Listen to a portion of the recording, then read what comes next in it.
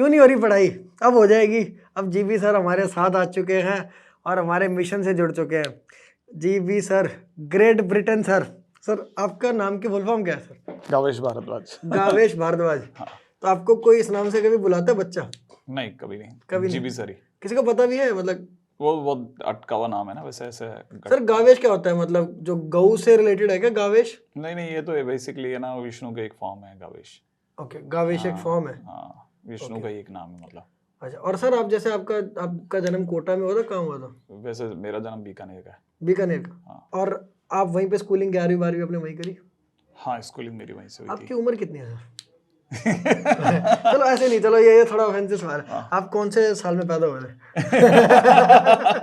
वो तो कैलकुलेट कर लेंगे लोग। हाँ जी, ठीक है।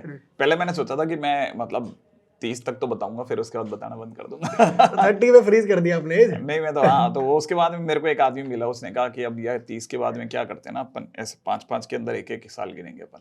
अच्छा। तो अपन क्या अभी 35 तक पहुंच पाए? 35 तक पहुंचे? अच्छा, तो उस नहीं, वक्त 55 के होगा? नहीं, इतना भी नहीं, थोड़ा पीछे चलते हैं। सर मैथ आपकी, आप मैथ बता रहे हो तो ऐसे ही बस मजे ले रहा हूँ। अच्छा, तो कितनी एज हो गई आपकी? 45।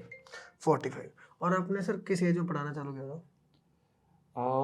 पढ़ाना तो देखिए, सही बताऊं तो अगर जैसे कोचिंग के पढ़ाने को पढ़ाना कहते हैं तो वो रियल प्रोफेशनल कोचिंग जो है ना, मैंने 2003 में स्टार्ट कर दी थी। 2003 में आपने स्टार्ट कर दिया था? कौन कौन बच्चे हैं 2003 से पहले पैदा हुए? मुझे कमेंट से बताना। हाँ, वही ना, मैं भी ये सोच रहा था कि अब इनमें से कई बच्चे तो ऐसे होंगे ना, और भाई जो 2003 में आज पैदा हुआ, मतलब हुआ होगा ना, वो आज बीटेक ग्रेजुएट है। हाँ, ऑब्वियस सी बात है। 22 साल का होगा। ऑब्वियस सी बात है। तो आप जब पैदा भी नहीं हुए थे तब सर अपनी पहली क्लास ले रहे थे जी। तो आपने अपना करियर कहाँ शुरू किया सर? मैं एक्चुअली में क्या ना, मैंने स्टार्ट करा था उस समय पर जयपुर से करा था। जयपुर में? और सर जैसे आपने 12वीं तक अपने बीकानेर में पढ़ा? हाँ। और 12वीं होती थी आपके टाइम पर? हाँ, होती थी। मतलब जैसे वो नीलकमल सेठिया सर वगैरह है ना, हाँ, वो सब बता रहे थे मैंने 11वीं तक ही होता था। नहीं, वो नहीं पढ़ाया मेरे को उन्होंने हाँ जी, हाँ आपको वो बता रहे थे हाँ। कि आप उन्होंने एक बार मैथ्स पढ़ाई थी। हाँ। आप उनके पहले और आखिरी स्टूडेंट थे। पहला और आखिरी स्टूडेंट था मैं। लगता है आपने उनको बहुत परेशान कर दिया। नहीं, मैं मेरे दोस्त के साथ आता था, उसको फिजिक्स पढ़ाते थे। अच्छा, उसको फिजिक्स पढ़ाते थे, मेरे को मैथ्स पढ़ाते थे। ओके। और वो कौन से शहर में? जयपुर में? नहीं, बीकानेर में। बीकानेर में? हाँ। ओके। उस समय पे ये आईटी से तैयारी करके, आईटी हो गई थी सर की। Okay, IT graduate. उसके बाद में शायद किसी कोचिंग में पढ़ा भी चुके थे, तो लेकिन इन्होंने इन्होंने वो लीफलेट्स बढ़ते थे उस टाइम पे, तो गांव में तो मतलब यही होता है ना। हाँ जी, हाँ जी। सिटी के अंदर तो लीफलेट बढ़ जाते हैं। हाँ जी। अब पहला ऐसा शख्स जिसने ये बोल दिया कि मैं आईटी पढ़ा सकता हूँ, यही बहुत बड़ी बात है। तो आपने जेई प्रेप किया? जेई प्रेप एक्चुअल में मैंने आईटी की तैयारी नहीं करी, मतलब ऐसा सच, क्योंकि है ना वो घर वाले अवेयर नहीं थे, तो मैं ज्यादा उसमें जा नहीं पाया मतलब। ओके, तो घर में आईआईटी के बारे में नहीं पता था, अब 12वीं तक ऐसे ही पास हो गए। मतलब मैं तो एक तरह से यूं देखा जाए तो मतलब मैंने तो एक थ्योरी भी दिमाग में ये बसा ली थी कि जो आदमी जितना फेलियर होता है ना, उतना उसकी भूख बढ़ जाती है सक्सेसफुल होने की। तो मैं लगातार, जिसे कहते हैं ना, कंसिस्टेंटली एक के बाद एक ऐसी चीजों में उलझता चला गया, जिसकी वजह से मेरी पढ़ाई खराब रहती गई लाइन के अंदर। जैसे मतलब अचानक से सर में बहुत तेज दर्द रहना लगातार 8-8 महीने तक, ऐसा कुछ होता था जिसमें पता नहीं क्या पंगा। तो वो एक्चुअली उनकी पढ़ाई खराब होना।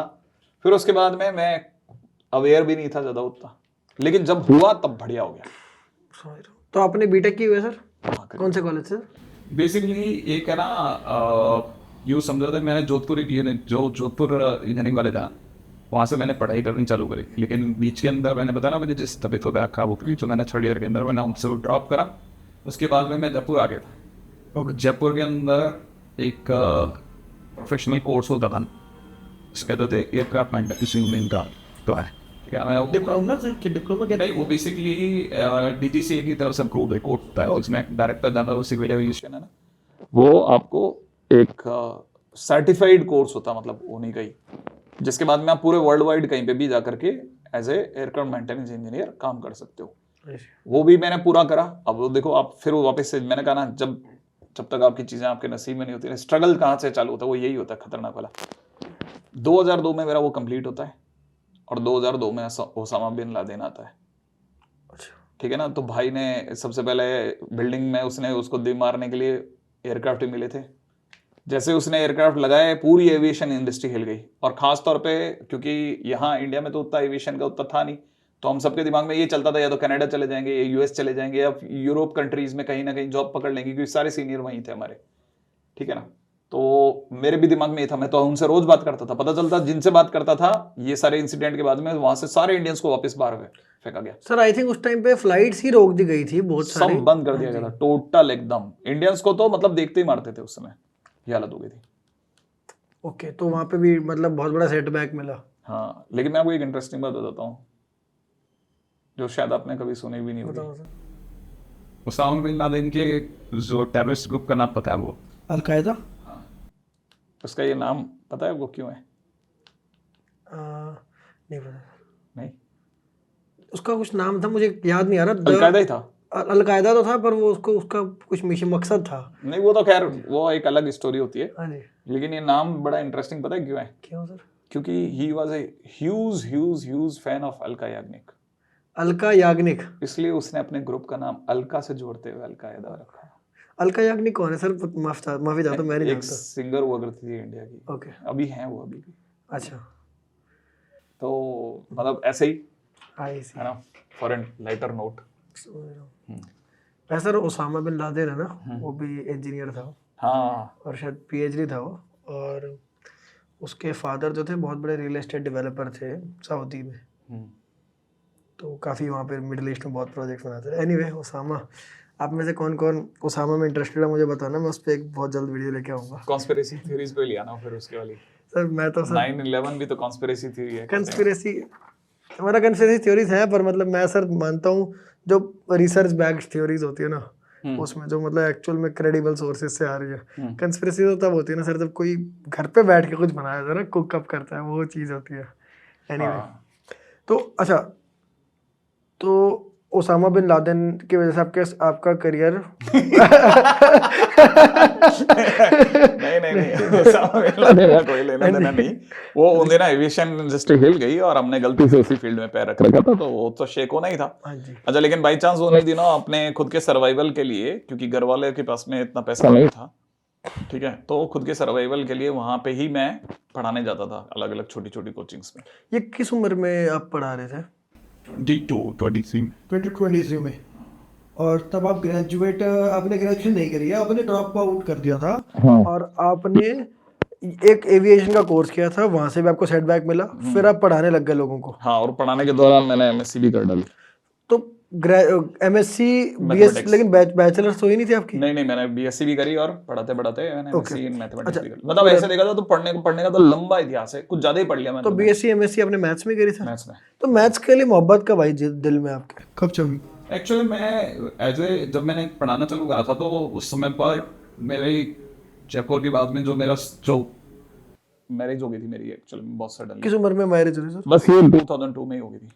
इधर कुछ नहीं हुआ तो घर वालों को लगता था कि भाई इससे पहले कि मतलब घर वाले थोड़ा ऐसा सोचते थे कि जल्दी कर दो मैरिज, तो उन्होंने कर दी। आई सी 22nd 22 की एज में हो गई थी। ओके, और अच्छा फिर आगे फिर कैसे? फिर उसके बाद में मतलब काफी सारी चीजों में ट्राई करता है ना इंसान, क्योंकि उन दिनों बहुत ज्यादा लिटरली वो एक ऐसा फेज था इंडिया का 99 से लेकर के, और खासतौर पे 2004 2000 इवन मेरे को तो शायद 2008 तक भी कहूंगा मैं, ठीक है ना, कि जब जो इकोनॉमी थी ना बहुत खराब थी, सही में बहुत बुरा वाला सीन था, जो लोगों के लिए 3-3 हज़ार 4-4 हज़ार की नौकरियां पाना बड़ा मुश्किल काम हुआ करता था। तो ये जो था ना कोचिंग इंडस्ट्री, ये लाइक जैसे 3 मेजर फील्ड माने जाते हैं, एक तो कोचिंग, एक फूड इंडस्ट्री, एक हेल्थ इंडस्ट्री, 3 ऐसी इंडस्ट्री होती है जिनके बारे में एक आ जाता है कि मतलब ये कभी भी नहीं डूबेंगी। Recession proof. हाँ, रिसेशन प्रूफ है बेसिकली। तो मैं बाई चांस, मेरा पढ़ाने का शौक था और मेरे को घर वालों ने इजाजत दे दी कि आप अपने शौक को फॉलो करो। लेकिन ये आपका जो मैथ, मतलब अब मैं जब सर जितनी आप अच्छी मैथ्स पढ़ाते हो, देखा मतलब आपको मैथ से प्यार हुए वगैरह आप कर नहीं सकते ऐसा, तो ये क्या बचपन का प्यार है? बेसिकली क्या है, मैंने कहा ना कि जब आपके नंबर कम आते हैं ना तो आप 2 जगह पे कमियां ढूंढते हो, या तो आप में या फिर आपके पढ़ाने वालों में, ठीक है ना। तो आपको ये समझ में आता है कि यार किसी ने आपको वैसे नहीं समझाया कि जैसे शायद इस बात को कहा जाना चाहिए था। तो वो कहने का जो तरीका था ना, वो शायद जब मैं मैथ्स पढ़ाता हूँ तो यूज हो जाता है, तो इसलिए लोगों को ऐसा लगता है कि शायद मैं ठीक पढ़ा लेता सर कहाँ से लाए वो तरीका? जैसे बहुत सारे ना मैंने पिछले पॉडकास्ट डाले थे और वाइब्रेंट के जो सर ओजी फैकल्टीज के साथ, तो उस पर बहुत सारे लोगों को ना ये आए कि जो यंग टीचर्स हैं उन्होंने बहुतों ने देखा, मुझे कहीं व्हाट्सएप आए, कमेंट्स आए कि इन टीचर्स की जर्नी देख के उनको इंस्पिरेशन मिला। तो आज भी बहुत सारे यंग मैथ के टीचर आपको देख रहे होंगे, तो वो भी जानना चाहेंगे कि आपने ऐसा कि अपने स्टाइल कहाँ से सीखा अपना पढ़ाने का? मेरे को लगता है कि ये गॉड गिफ्टेड ही होता है। मतलब एक्चुअल में क्या है ना, इसका मैथ से सीरियसली कोई लेना देना नहीं है। आप पे ना बेसिकली आप मेरे से किसी भी टॉपिक पे बात करेंगे ना, अगर मुझे उसकी नॉलेज है तो मैं आप तक, मेरी जितनी नॉलेज है ना उनको मैं सही सही शब्दों में आप तक पहुंचा दूंगा। कम्युनिकेशन। हाँ, तो ये बेसिकली हर अच्छे टीचर के साथ मुझे ऐसा लगता है कि उसके पास कुछ ना कुछ ऐसा होता है जिसमें वो कसे हुए शब्दों के साथ में आप तक अपनी बात को ट्रांसफर कर देता है। ओके, तो आपने जयपुर में अब पहले पढ़ाना चालू किया फॉर्मली? हाँ, फॉर्मली एक तरह से स्टार्ट कर दिया। कौन सी जगह पर? कोई कोचिंग थी बड़ी? हाँ, छोटी, मतलब मेरे दोस्त थे, सिद्धिकांत करके कोई था, शशिकांत तो उनका वो एक्चुअली नाम इसलिए हो क्योंकि सिद्धिकांत है ना, हमारे टाइम में टॉपर हुआ था 2008 में। ओके, और वो इन्हीं का स्टूडेंट था ना सर, वाइब्रेंट डायरेक्टर्स का? हाँ जी, ओके। वो तो बहुत, उसका तो बहुत नाम हुआ था उसका सडनली, एक ऑल ऑफ अ सडन। तो खैर मैंने वहां से पढ़ाना चालू करा। उसके बाद में मैं गुजरात चला गया, गुजरात अहमदाबाद, और फिर उसके बाद में नारायणा में स्टार्ट हुआ। गुजरात अहमदाबाद में आप नारायणा में पढ़ाते? नहीं, गुजरात अहमदाबाद में वहाँ एक बोथरा क्लासेस हमारे एक लोकल, वो तो उस समय पर मेरा दंत कला शायद बनी थी या फिर मतलब बनने की फॉर्म में ही थी, मतलब ऐसा कुछ बहुत ज्यादा प्रोमिनेंट नहीं हुआ करती थी। ओके। तो वहाँ एक्चुअल में क्या था ना, IIM जो है उसका एलुमनाई प्रेसिडेंट जो, उनकी खुद की कोचिंग चला करती थी, एक्सेल एकेडमी के नाम से। तो उसमें आप पढ़ाते रहे? हाँ, वहाँ पे आपने पढ़ाया, उसके बाद फिर क्या हुआ? फिर नेक्स्ट टाइम उसने हमारे को पूरे गुजरात में घुमा दिया, उस बंदे ने। उसकी क्या कई कई जगह पे टाई अप्स थे स्कूल्स में, ये वो, तो मेरे गुजरात में काफ़ी अच्छा खासा घूमना रहा। फिर वहीं नारायणा वालों की नज़र पड़ गई थी। नारायणा में हजीरा करके, नारायणा ने हजीरा करके एक जगह है सूरत के पास में, वहाँ पर अपना सेंटर डाला। उस सेंटर का हेड मुझे बना दिया। तो मैं हेड जब बना तो मैं बहुत खुश हुआ, लेकिन जब मैं हजीरा पहुंचा तो मुझे पता चला कि वहाँ एक ही आदमी है जो पियोन है जो हेड है, ठीक है, जो टीचर है, जो मैनेजर है, जो काउंसलर है, ठीक है ना। तो मतलब एक ही आदमी था जो सारे रोल निभा रहा था वहीं आसपास में, ठीक है। तुम पहले जैसे आदमी खुश होता है ना, जो बच्चे ये देखते हैं ना कि भाई मुझे भेज दिया गया, उनके लिए बहुत इंपॉर्टेंट है इस तरह की चीजों को जीना, कि आप 4 महीने अकेले रह सकते हो क्या एक कमरे में। चीफ एवरीथिंग ऑफिसर थे आप वहाँ? हाँ, चीफ एवरीथिंग ऑफिसर। तो वो जो जैसे आप अपन कह रहे थे ना कि काफी सारे यंग जो हैं उनको पता होना चाहिए चीजें, कभी भी एकदम यूं सज के नहीं आती हैं आपके लिए। मतलब आपको खुद नहीं पता होता कि आपका नेक्स्ट मूव कहाँ होगा। अहमदाबाद होगा, उसके बाद हजीरा होगा। हजीरा इतना अलूफ प्लेस था उन दिनों। फिर उसके बाद तो क्या, फिर उसके बाद मैंने यहाँ कोटा के अंदर इंटरव्यू दिया था, करियर पॉइंट के अंदर। Career point Kota? हाँ, करियर पॉइंट कोटा में, और मेरा सिलेक्शन हो गया एज ए फिजिक्स टीचर भी और एज ए मैथ्स टीचर भी। क्या नाम है? Pramod Maheshwari sir? PM sir थे। अच्छा, तो तब शुरू हुआ था क्या? काफी अपने पीक पे था वो? पीक पे था। अच्छा, शुरुआत तो उनकी शायद 93-94 में ही हो गई थी, आई थिंक। ओके, तो और ये आप कौन से साल की बात कर रहे हो जब आपने ज्वाइन किया? ये 2005 में आपने करियर पॉइंट कोटा ज्वाइन किया। वो आपकी एंट्री थी कोटा में? हाँ। तो आप क्योंकि राजस्थान के हो तो आपको कोटा होम जैसा लगता होगा, राइट? बीकानेर के बहुत सारे लोग वहाँ, बहुत सारे टीचर्स कोटा में जब बीकानेर के हैं। हाँ, अभी उस समय पर इतने ज्यादा नहीं थे। उस समय तो एक भी आदमी मिल जाता था तो अपने गांव का तो ऐसा लगता था कि हाँ चलो बहुत अच्छा बातचीत। ओके। इवन जयपुर का भी मिल जाता तो मैं खुश हो जाता था, क्योंकि मैं जयपुर में काफी लॉन्ग कोटा में आपको जयपुर के लोग मिल जाते थे तब खुश हो जाता था। ऐसा क्यों? से पहले क्या कोटा में फैकल्टी दूर दूर से नहीं आती रही? फैकल्टीज है ना, एक्चुअल में जिस समय पे मैंने एंट्री करी थी ना, उस समय से आना चालू ही हुई थी। मतलब मुझे ऐसा लगता है शायद मुझसे 1 साल 1.5 साल पहले ही कोटा इतना लाइमलाइट में आ गया था। मतलब कोटा जब हब बनना चालू हुआ तो बहुत सारे टीचर कोटा माइग्रेट कर रहे थे, जिनमें से एक GB सर थे। हाँ, मैं भी था। कहीं ना कहीं उस वेव के अंदर आप यहाँ आए, मतलब एक प्रभाव हर जगह से था, वो सब लोग चल के माइग्रेट करते हैं, आप भी उसमें कोटा आ गए। और करियर पॉइंट से आपने कोटा में अपना पढ़ाना पहली बार चालू किया। और फिर क्या हुआ सर? फिर कुछ नहीं, 2007 के एंड तक आते आते हमारी टीम जो थी वो LN में आ गई थी। ठीक है ना। हम लोगों ने एलन में ज्वाइन कर लिया। हम 6-7 जने थे जो करे पॉइंट से निकले थे, वो एलन पहुंचे। एलन के अंदर अपनी सीट्स वगैरह बनाई, वहाँ पे चीज़ें इस्टेब्लिश करी, लेकिन कुछ छोटे मोटे मनमुटाव के चलते हुए वो सारी चीज़ें बिखर गई। हम वापस करे पॉइंट आ गए। तो पहली बार आपने ऑनलाइन कब पढ़ाया था सर? 2013 में, 2013, हाँ एग्जैक्टली 2013 में जीबी सर ने पहली बार ऑनलाइन पढ़ाया था। हाँ, मतलब एक्चुअली में क्या था ना, जैसे अभी अपन बात कर रहे हैं और कैमरेज हैं, लेकिन कैमरे पे अपने नज़र उतनी जा नहीं रही है, ठीक है ना। तो वैसे ही हुआ करता था, क्लासरूम के अंदर एक कैमरा हुआ करता था जिसपे बहुत कम नज़र जाती थी, लेकिन पता था कि हाँ है। तो ये एक बहुत अच्छा इनिशिएशन था, ठीक है ना। उस समय पे लोगों ने कहा था कि ये कहते थे कि यार अगर भाई कैमरा पे आपने पढ़ा दिया तो जो आप पढ़ा रहे हो वो सेंस ही दूसरे में बट गया, तो फिर तो आपके जैसा कोई भी तैयार कर देगा। राइट, आपके मेथड लीक हो गए, अब आपसे पढ़ने कौन आएगा? हाँ, लोगों ने पहले बहुत अपोज करा था इस चीज को लेकर के। अच्छा खैर, उस समय पे 2G सिम चला करती थी, ठीक है, लेकिन ये पेन ड्राइव में चीजों को इधर उधर दिया करते थे, हार्ड डिस्क में। हाँ पेन ड्राइव हार्ड डिस्क। हाँ, तो वो बेसिकली बड़ा सही वाला कल्चर था। समझ रहा हूँ, वो लोग बेचते भी तो थे पायरेटेड बहुत ज़्यादा उस टाइम पर ना, इस तरह के लेक्चर बहुत बिकते थे। मैं 2015 के अंदर तैयारी करता था, हाँ, तो वहाँ पर कुछ लोग जो जिनका जेई नहीं होता ना, वो अपनी कोचिंग की फीस ऐसे वसूल लेते थे पायरेसी कर करके। तो जिस कोचिंग ने चालू करा था उसने, उसका नाम था ईटूस, साउथ कोरिया की बात, ठीक है ना। मैंने जब उनमें काम करा तो मुझे पता चला कि उनके पालित ने मुझे बताया कि पूरे पैन इंडिया कम से कम 7 से 8 ईटूस लोगों ने अपने अपने नाम से ईटूस खोल रखा है।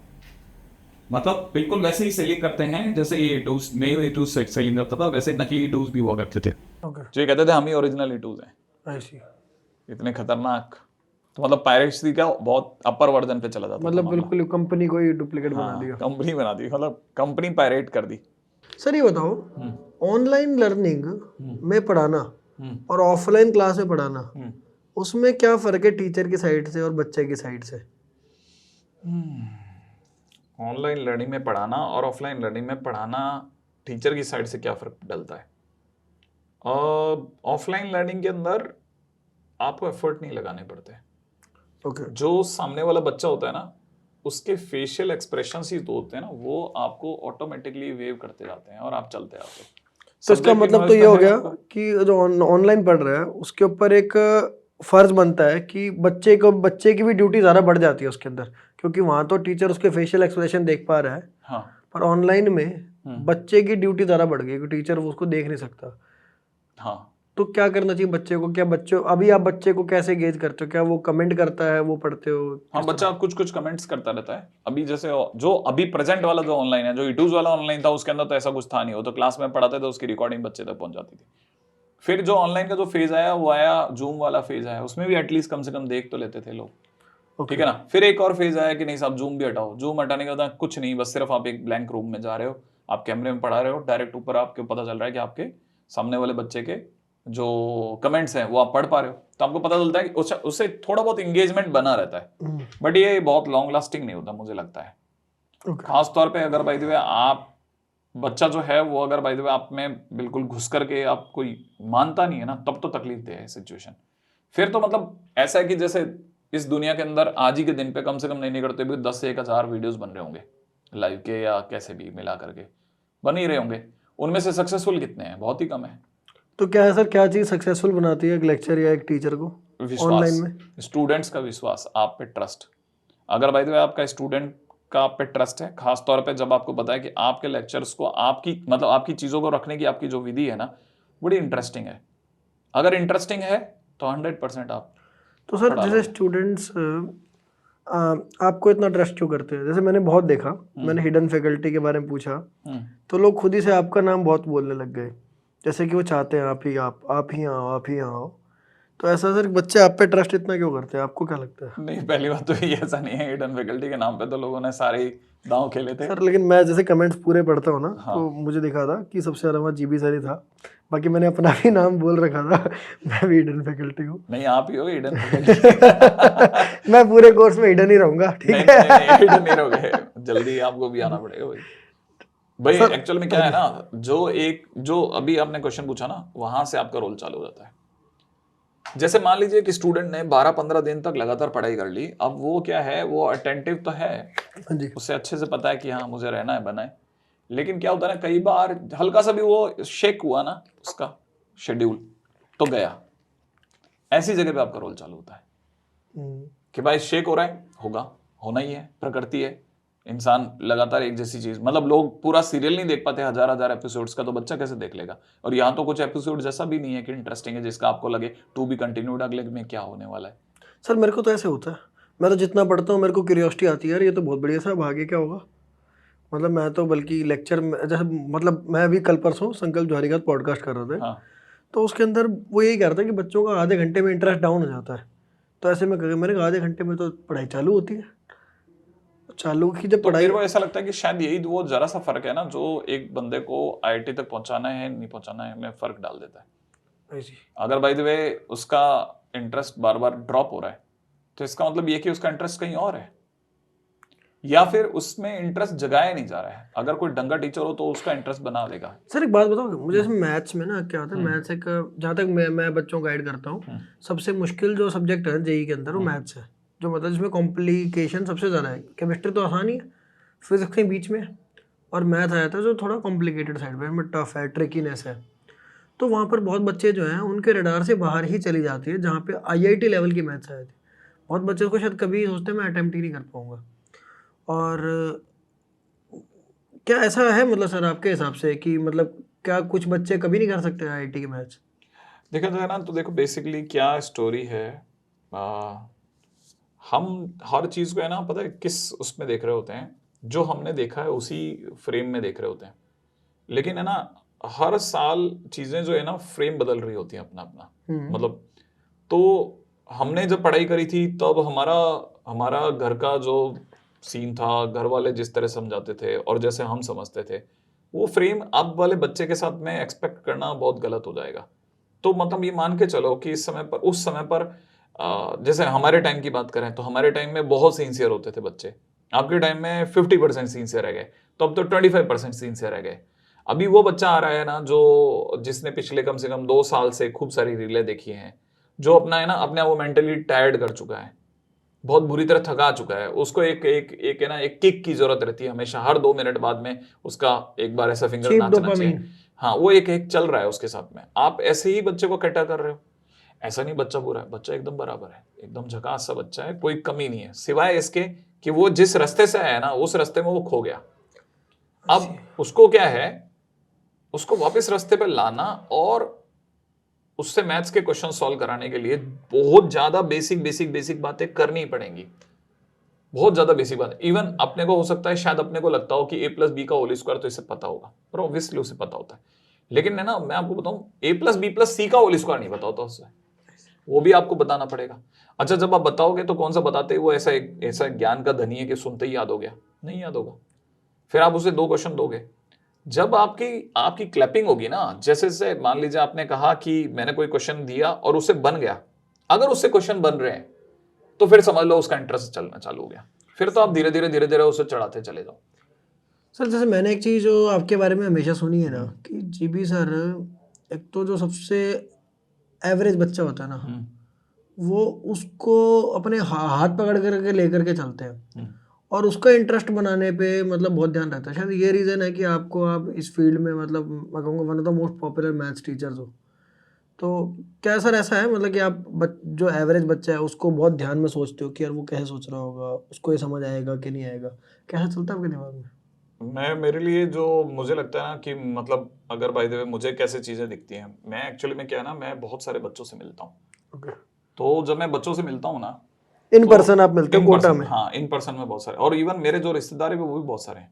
और जब मेरे रिश्तेदारों के साथ मैं बैठ करके बातें कर रहा होता हूँ ना, तो मतलब मैं लिटरली बताता हूँ, मतलब मैं शायद 18 साल या 19 साल के बच्चों के साथ बैठता हूँ ना, ये एक अलग कैटेगरी है बात की। मैं उनके साथ बैठ कर भूल जाता हूँ कि मेरी उम्र क्या है। ठीक है, वो जो उनके लेवल की बकवास है ना, वो लेवल की बकवास मैं भी कर रहा होता हूँ। थोड़ी देर के अंदर मेरे को समझ में आ जाता है कि यार इसका लफड़ा ये था, ये बता नहीं रहा था, ये बताता ही नहीं है। एक्चुअल में क्या है ना, एक तो न्यूक्लियस फैमिली हो गई है तो वो बताता ही नहीं है, उसने अपनी हर चीज को छुपाना सीख लिया है। पर सर हमारे साथ जैसे यहाँ पे वाइब्रेंट फैमिली है। हाँ। हो सकता है न्यूक्लियस फैमिली वाला है। हो सकता है, अगर आप सुन रहे हो तो आ जाओ। हाँ जी सर, हाँ जी। तो वो एक्चुअली क्या है ना, वो जब आप उनसे मिलते हो तब आपको समझ में आता है इसकी स्टोरी अलग चल रही है भाई, अपन कहाँ चल रहे हैं, अपन इसको नहीं पता चल रहा भाई। आप उससे बात करोगे ना, जैसे स्टूडेंट जब आप मतलब एक्चुअली में मेरे को पता है, मेरे को जो सबसे अच्छे लगने वाले कमेंट्स होते हैं ना, वो सच में ये होते हैं कि सर मैं क्लास में वहां बैठा था बट मुझे ऐसा लगा कि शायद आप मेरे ही बारे में बात कर रहे थे। मतलब मैं पूरी क्लास के अंदर कोई बात कह रहा हूँ और अचानक से कोई 4-5 बच्चों को लग रहा है कि जैसे मेरे साथ ही ये बात हुई थी, आज ही मैंने ये सोचा था और आज मेरे साथ हो रहा है। तो यानी आप ग्राउंड लेवल के बच्चे से बहुत ज़्यादा बात करते हो, हाँ, जिससे आपको उसकी प्रॉब्लम, उससे आप एम्पैथाइज कर पाते हो, और वहाँ पर वो जब आपके टीचिंग में दिखता है तो बच्चा बहुत कनेक्ट महसूस करता है, और इस वजह से वो आपके लेक्चर्स देखता है, और आप मतलब आपका फिर मतलब जीबी सर नाम ही इसी वजह से है। हाँ। और इवन मैं मतलब मुझे ऐसा लगता है कि जब मैं पढ़ा रहा होता हूँ ना, तो मैं कमेंट से भी फील कर जाता हूँ कि बेसिकली बच्चा कहाँ अटक रहा है। कमेंट से फील कर, लेकिन हालांकि मैं गॉड नहीं हूँ, लेकिन फिर वापस बोल दो, ऐसा कोई भगवान जैसा नहीं है। तजुर्बा तो है ना, जो मैं मेरा बेस्ट जो अच्छा मैं तजुर्बे पे भी एक बात कहना चाहता हूँ। हाँ जी। बहुत रेयर केस में ऐसे कुछ टीचर्स होते हैं जो अपनी बहुत कम उम्र में बहुत मैच्योर लेवल पे पढ़ा पाते हैं, ठीक है ना। बाकी टीचर जो है ना, उसका निखार एक उम्र के बाद ही आता है, क्योंकि है ना जितनी आंखों से वो गुजरता है ना, उतना ज्यादा वो सेंसिटिवली चीजों को रख पाता है। ज़्यादा डेटा पे ट्रेन होता है उसका माइंड। हाँ, सर एक बात वैसे आपको कहूँगा, मतलब जैसे आपका जो बात करने का तरीका है ना, जो वो है, आप बहुत एंथुजियाज्म में रहते हो। मैं उससे पहले भी जैसे काफ़ी टाइम से मिल रहा हूँ, देखो हमेशा एंथुजियाज्म में रहते हो। उसकी एनर्जी का राज क्या है? मतलब मैं अभी शायद अपनी सबसे लोएस्ट एनर्जी फॉर्म में हूँ। हाँ, इस वक्त बच्चों देख सकते हो आप कि क्या हाँ। टाइम हुआ है। हम इस वक्त 10:53 ऑलमोस्ट 11 बजने वाले हैं, और रात के 11 बजे, और जीबी सर आज हमारे साथ बैठे हुए हैं।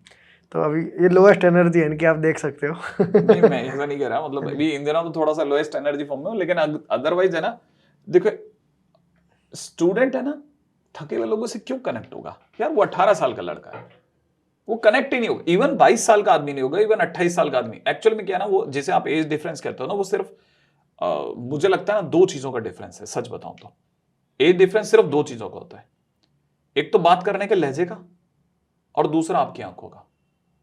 अच्छा, अगर भाई कई बार क्या होता है ना, आप किसी की तरफ देखते हैं और आपको देख के लगता है कि यार ये आदमी बूढ़ा नहीं है, तो आपको देखते बदल जाता है यार ये आदमी में नहीं है, वो बुढ़ापा नहीं आया इसमें।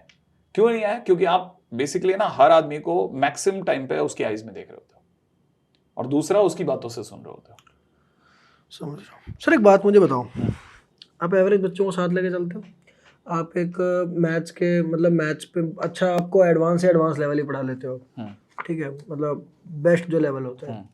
मुझे ये बताओ, एक बच्चा जो हमें देख रहा है, ठीक है, और मतलब मैक्सिमम बच्चे वैसे तो बैच में आ रहे हमारे, पर मान लो जो नहीं भी आए, होता है 2 साल बाद 3 साल बाद कोई ये भी देख रहा हो वीडियो, कोई बच्चा आज एवरेज है, उसने 11वीं में अपना पढ़ाई चालू की है, या ड्रॉप भी ले रहा है मान लो, और वो उसने 11th-12th में कुछ मैथ्स नहीं पढ़ी, उसकी मैथ्स जिंदगी में चालू ही नहीं हुई, मैथ्स से उसका कोई नाता ही नहीं है। 10वीं पास करिए, मान लो 80 नंबर आए मैथ्स में, 75-80 इस रेंज में आए एक एवरेज स्कोर, आज वो IIT की मैथ्स करने काबिल हो जाए, आज ऐसा क्या करे, उसके क्या स्टेप्स होंगे?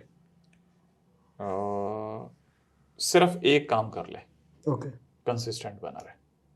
सर कंसिस्टेंट बनने से वो ट्रिकी प्रॉब्लम कैसे कर लेगा? बेसिकली क्या होता है ना, ये सिर्फ अदाएं हैं जो रिहर्सल करने के साथ साथ सीख जाता है आदमी। मैथ्स रिहर्सल से सीख सकते हैं? मैथ्स सिर्फ, और इसीलिए तो बूढ़े लोग सभी, हर बूढ़ा आदमी पुरानी सेइंग्स भी देखेंगे तो मैथ्स नीड प्रैक्टिस। सर मतलब मैं इसके ऑपोजिट मानता हूँ।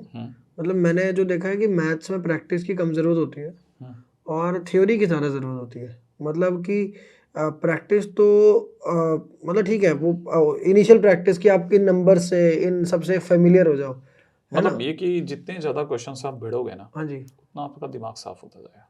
तो ट्रिकी प्रॉब्लम से अपनी प्रैक्टिस करो, मतलब अपनी ब्रेन की ट्रेनिंग करो। हाँ, अगर बाय द वे आप बिल्कुल एकदम बॉटम पे बैठे हो, तो पहले तो धीरे धीरे खुद को लिफ्ट करके एक लेवल तक ले आओ, फिर आप एकदम से उठा लो खुद को। यानी जब आप प्रैक्टिस यहाँ कह रहे हो ना, इसका मतलब वो नहीं है कि RD शर्मा जैसी किताब आती है, हाँ, उसमें एक ही टाइप के 20 क्वेश्चन होते हैं, वो कर करके प्रैक्टिस बनाओ। नहीं, सर ज्यादातर जो मैंने देखा है, हाँ, आप जिस वे में बोल रहे हो प्रैक्टिस इज इम्पोर्टेंट, और जो बड़े बूढ़े बोलते हैं उसमें फर्क है। वो कहते हैं आर डी शर्मा के क्वेश्चन प्रैक्टिस करो, एक ही क्वेश्चन को बार बार करोगे स्पीड बढ़ेगी, उससे थोड़ी मैथ अच्छी होगी सर। मैं आपको सच बताता हूँ, लोगों की ये हालत है कि लोग आईआईटी की तैयारी करते करते उनकी हालत ये हो जाती है कि इतनी ज्यादा हेफाजार्ड चल रहे होते हैं, वो इतना ज्यादा हेफाजार्ड चल रहे होते हैं यहाँ कि उनसे एनसीईआरटी के क्वेश्चन तक सॉल्व नहीं होते। पता है, अगर बाय द वे मेरी ये बात सही नहीं होती ना, तो मैं आपको सच बताता हूँ, आप 12th क्लास के अंदर जो 12th क्लास के बच्चे हैं ना, उनके आखिरी दिनों की हालत देखिए आप, उनसे 12th के पेपर से पहले उनकी हालत इतनी खराब होती है कि बड़ी बड़ी बातें करने वाले सारे लोग धरे रह जाते हैं। उनसे 12th की प्रोबेबिलिटी के क्वेश्चन नहीं हो रहे थे, वेक्टर थ्योरी के क्वेश्चन नहीं होते, इंटीग्रेशन के क्वेश्चन नहीं हो रहे थे, जबकि हैं टोटल कुल मिला के कितने 100 क्वेश्चन नहीं है सब मिला करके। तो क्यों नहीं होते सर? क्योंकि उन्होंने बेसिकली है ना, सब पाने के चक्कर में कुछ भी नहीं पाया।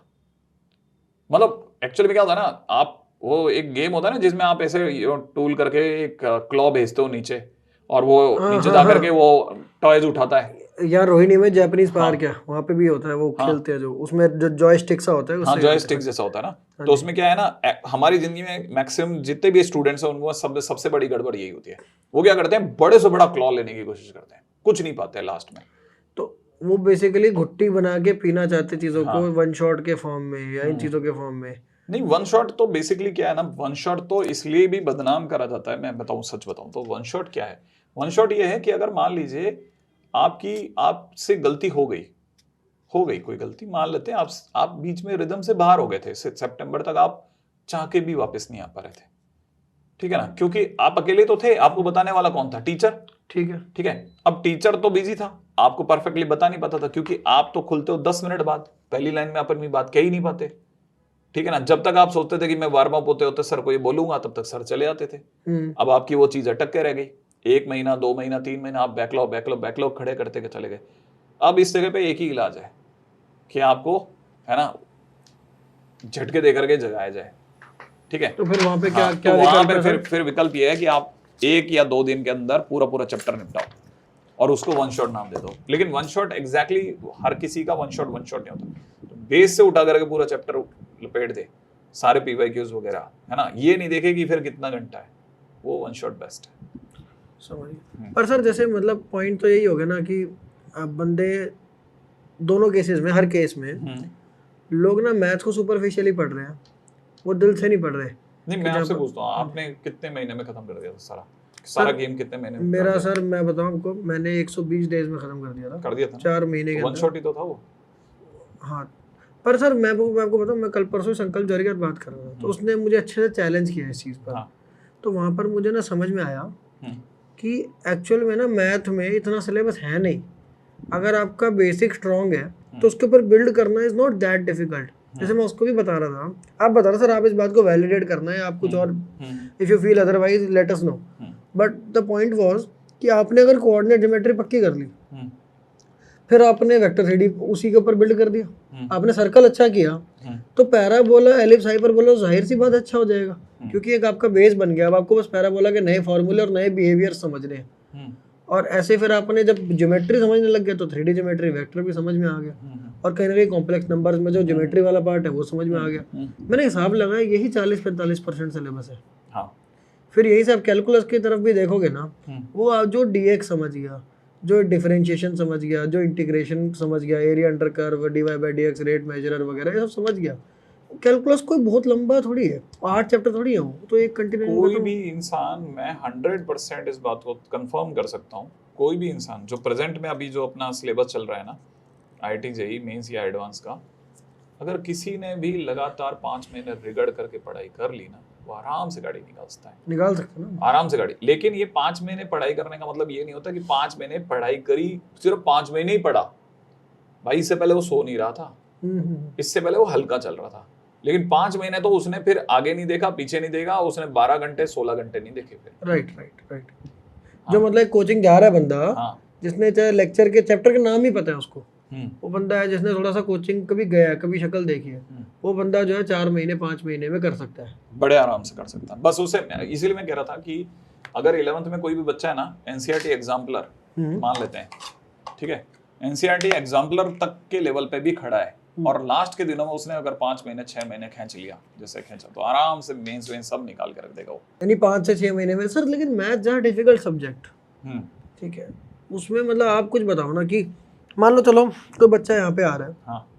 आपके बैच से पढ़ेगा वो आपके लेक्चर देखेगा। वो लेक्चर्स जैसे 12th के बच्चे के ले लेते हैं, 11th का भी ले लेते हैं और ड्रॉपर का भी। चलो ड्रॉपर लेते हैं, सबसे बढ़िया एग्जांपल है। ड्रॉपर की पढ़ाई चालू होगी ऑलमोस्ट एंड ऑफ अप्रैल में, लास्ट एक वीक उसको मानो ही मत चलो अप्रैल को, मई जून जुलाई अगस्त सितंबर अक्टूबर नवंबर दिसंबर, 8 महीने हो गए। दिसंबर में अब खत्म मान लेते हैं। 8 मंथ्स आपके लेक्चर किस तरह चलेंगे? 8 मंथ चलेंगे तकरीबन, और इसमें पूरा सिलेबस हो जाएगा। ओके ये 8 महीने जो होते हैं ना, यूं समझ लो जैसे भालू शहद इकट्ठा करता है ना सर्दी आने से पहले, बस वैसा वाला सीन है ना। जिसे कहते हैं ना, आपने जैसे मान लीजिए किसी की 20% एक्सरसाइज भी बनी तो भी बनाई ली, लेकिन आपने ये नहीं छोड़ा कि यार 20% ही बनी, निराश नहीं हो, आप करते चले गए, कोई बात नहीं अगले चैप्टर में ज्यादा कर लूंगा, आप चलते चले गए। आपने नोट्स बराबर बना के रख रखे हैं, हर चीज पहले से प्री प्रिपेयर्ड है।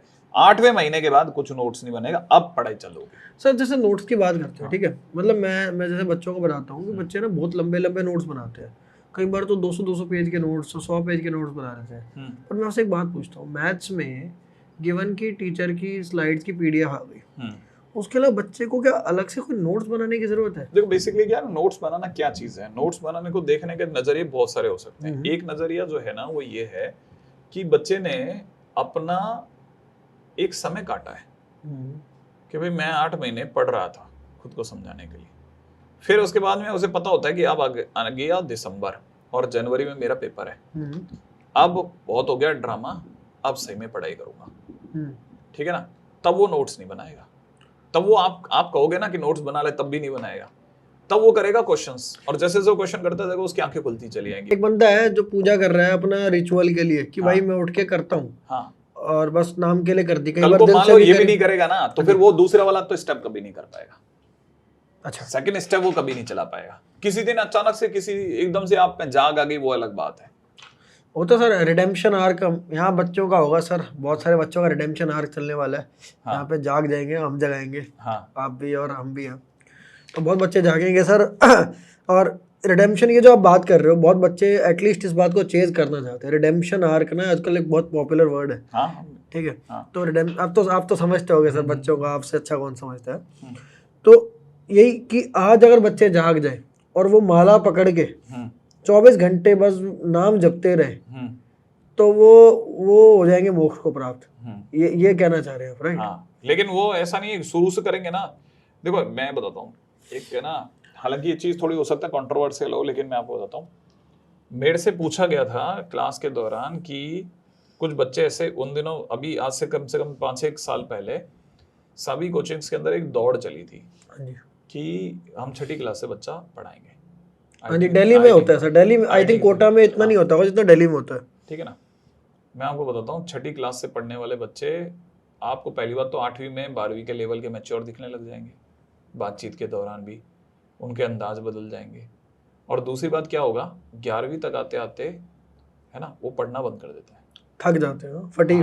ऑब्वियस सी बात है। वो फायर कितने दिन तक आप अपने मतलब बैली में पकड़ के रखोगे, और वो भी वो तो सूडो है भाई, एक्चुअल में वो है पता है ही नहीं ना, वो तो एक्चुअल कहानी नहीं है ना। उनका पेपर तो 6ठी के बाद में 6 साल बाद होना है, तो आप उसको एक मोटिव कैसे बना के रख सकते हो कि मेरे आईआईटी में सिलेक्शन होगा या नीट में सिलेक्शन होगा, उसके लिए मैं आज से तैयारी कर रहा हूँ। आज से 6 साल में मर जाएगा भाई। लास्ट के दिनों में, जिन दिनों में जब सबसे ज्यादा ताकत की जरूरत होगी ना, तो थका हुआ होगा और साइड बैठा होगा। मैं आपको बताता हूँ, ये कोटा के अंदर कम से कम मैं इस पे चाहता हूँ कि लोगों को कमेंट करना चाहिए, खास तौर पे जो इस टनल से गुजरे हैं। अगर मैं कई बैचेस के अंदर, कई ऐसे व्हाट्सएप ग्रुप थे जिनके अंदर बच्चों के व्हाट्सएप ग्रुप में बच्चे मुझे डाल देते थे, ठीक है ना।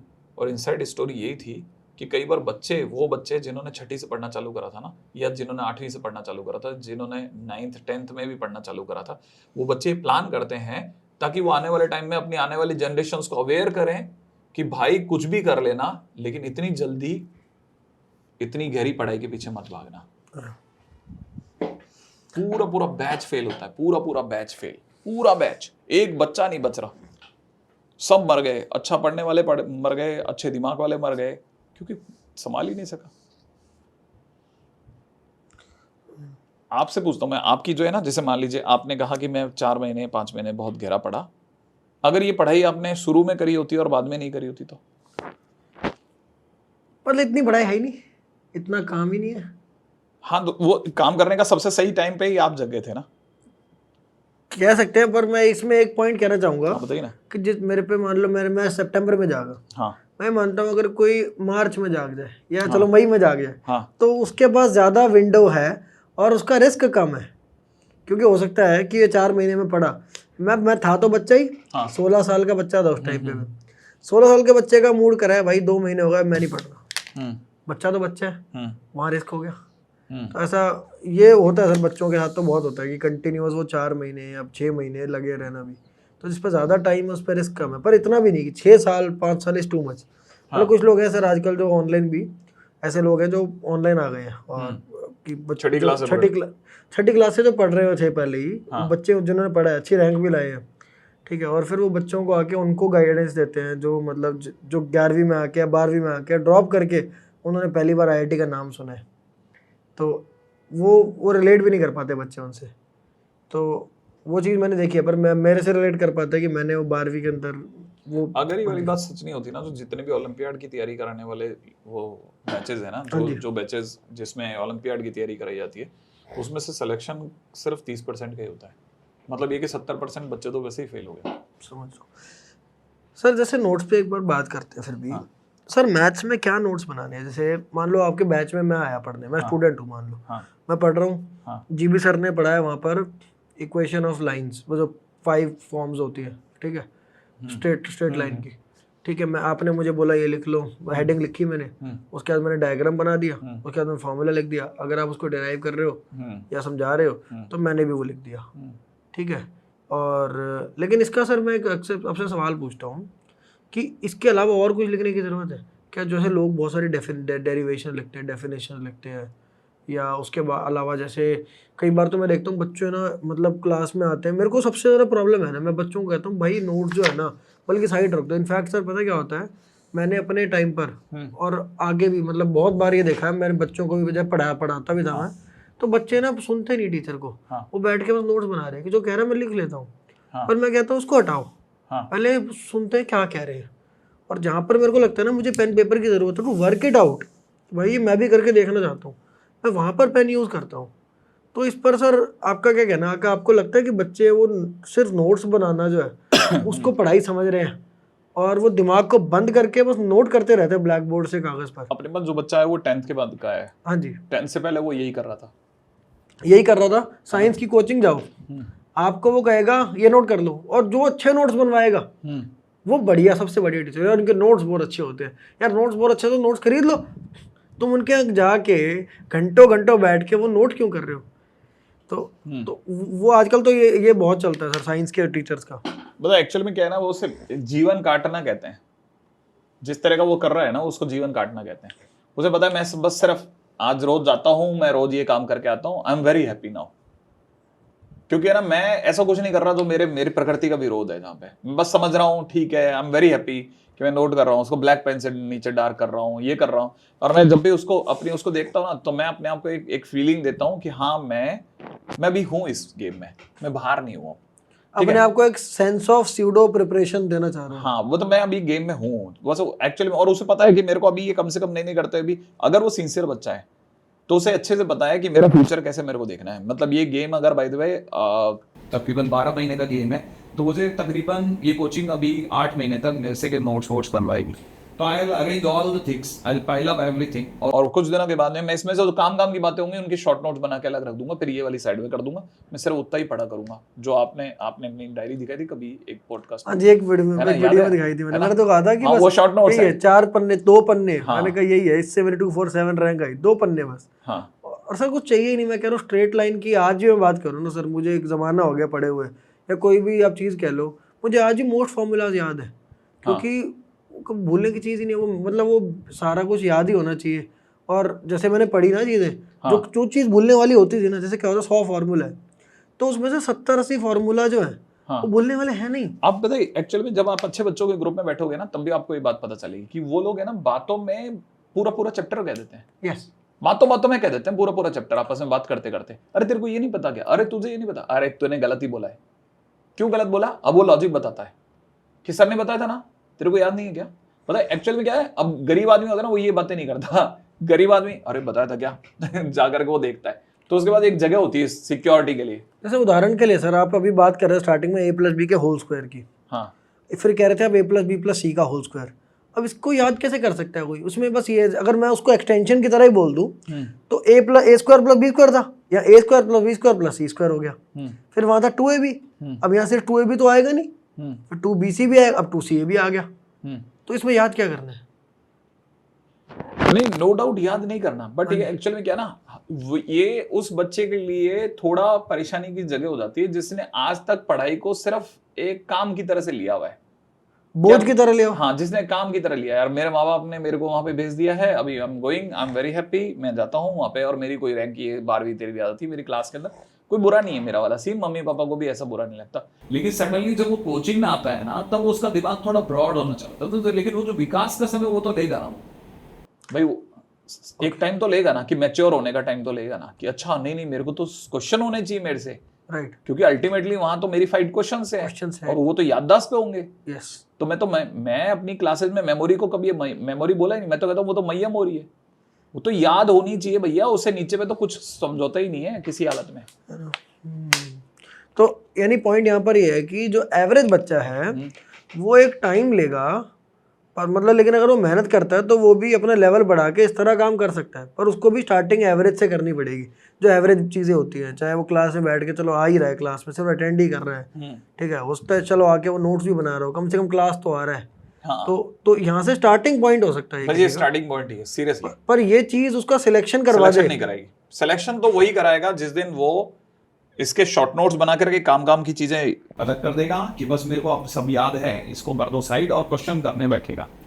समझ गया। इसमें सर जैसे आपने एक बात बोली, ये कंफर्ट जोन में अगर पढ़ाई करेगा तो वो सक्सेस नहीं होगा। हाँ। ये आपने बीच में कहीं बोली थी बात, फिर आपने कहा था कि अपने विरोधी चीज नहीं करनी बच्चे को। हाँ, है ना, आप तो basically that is out of your comfort zone. हाँ।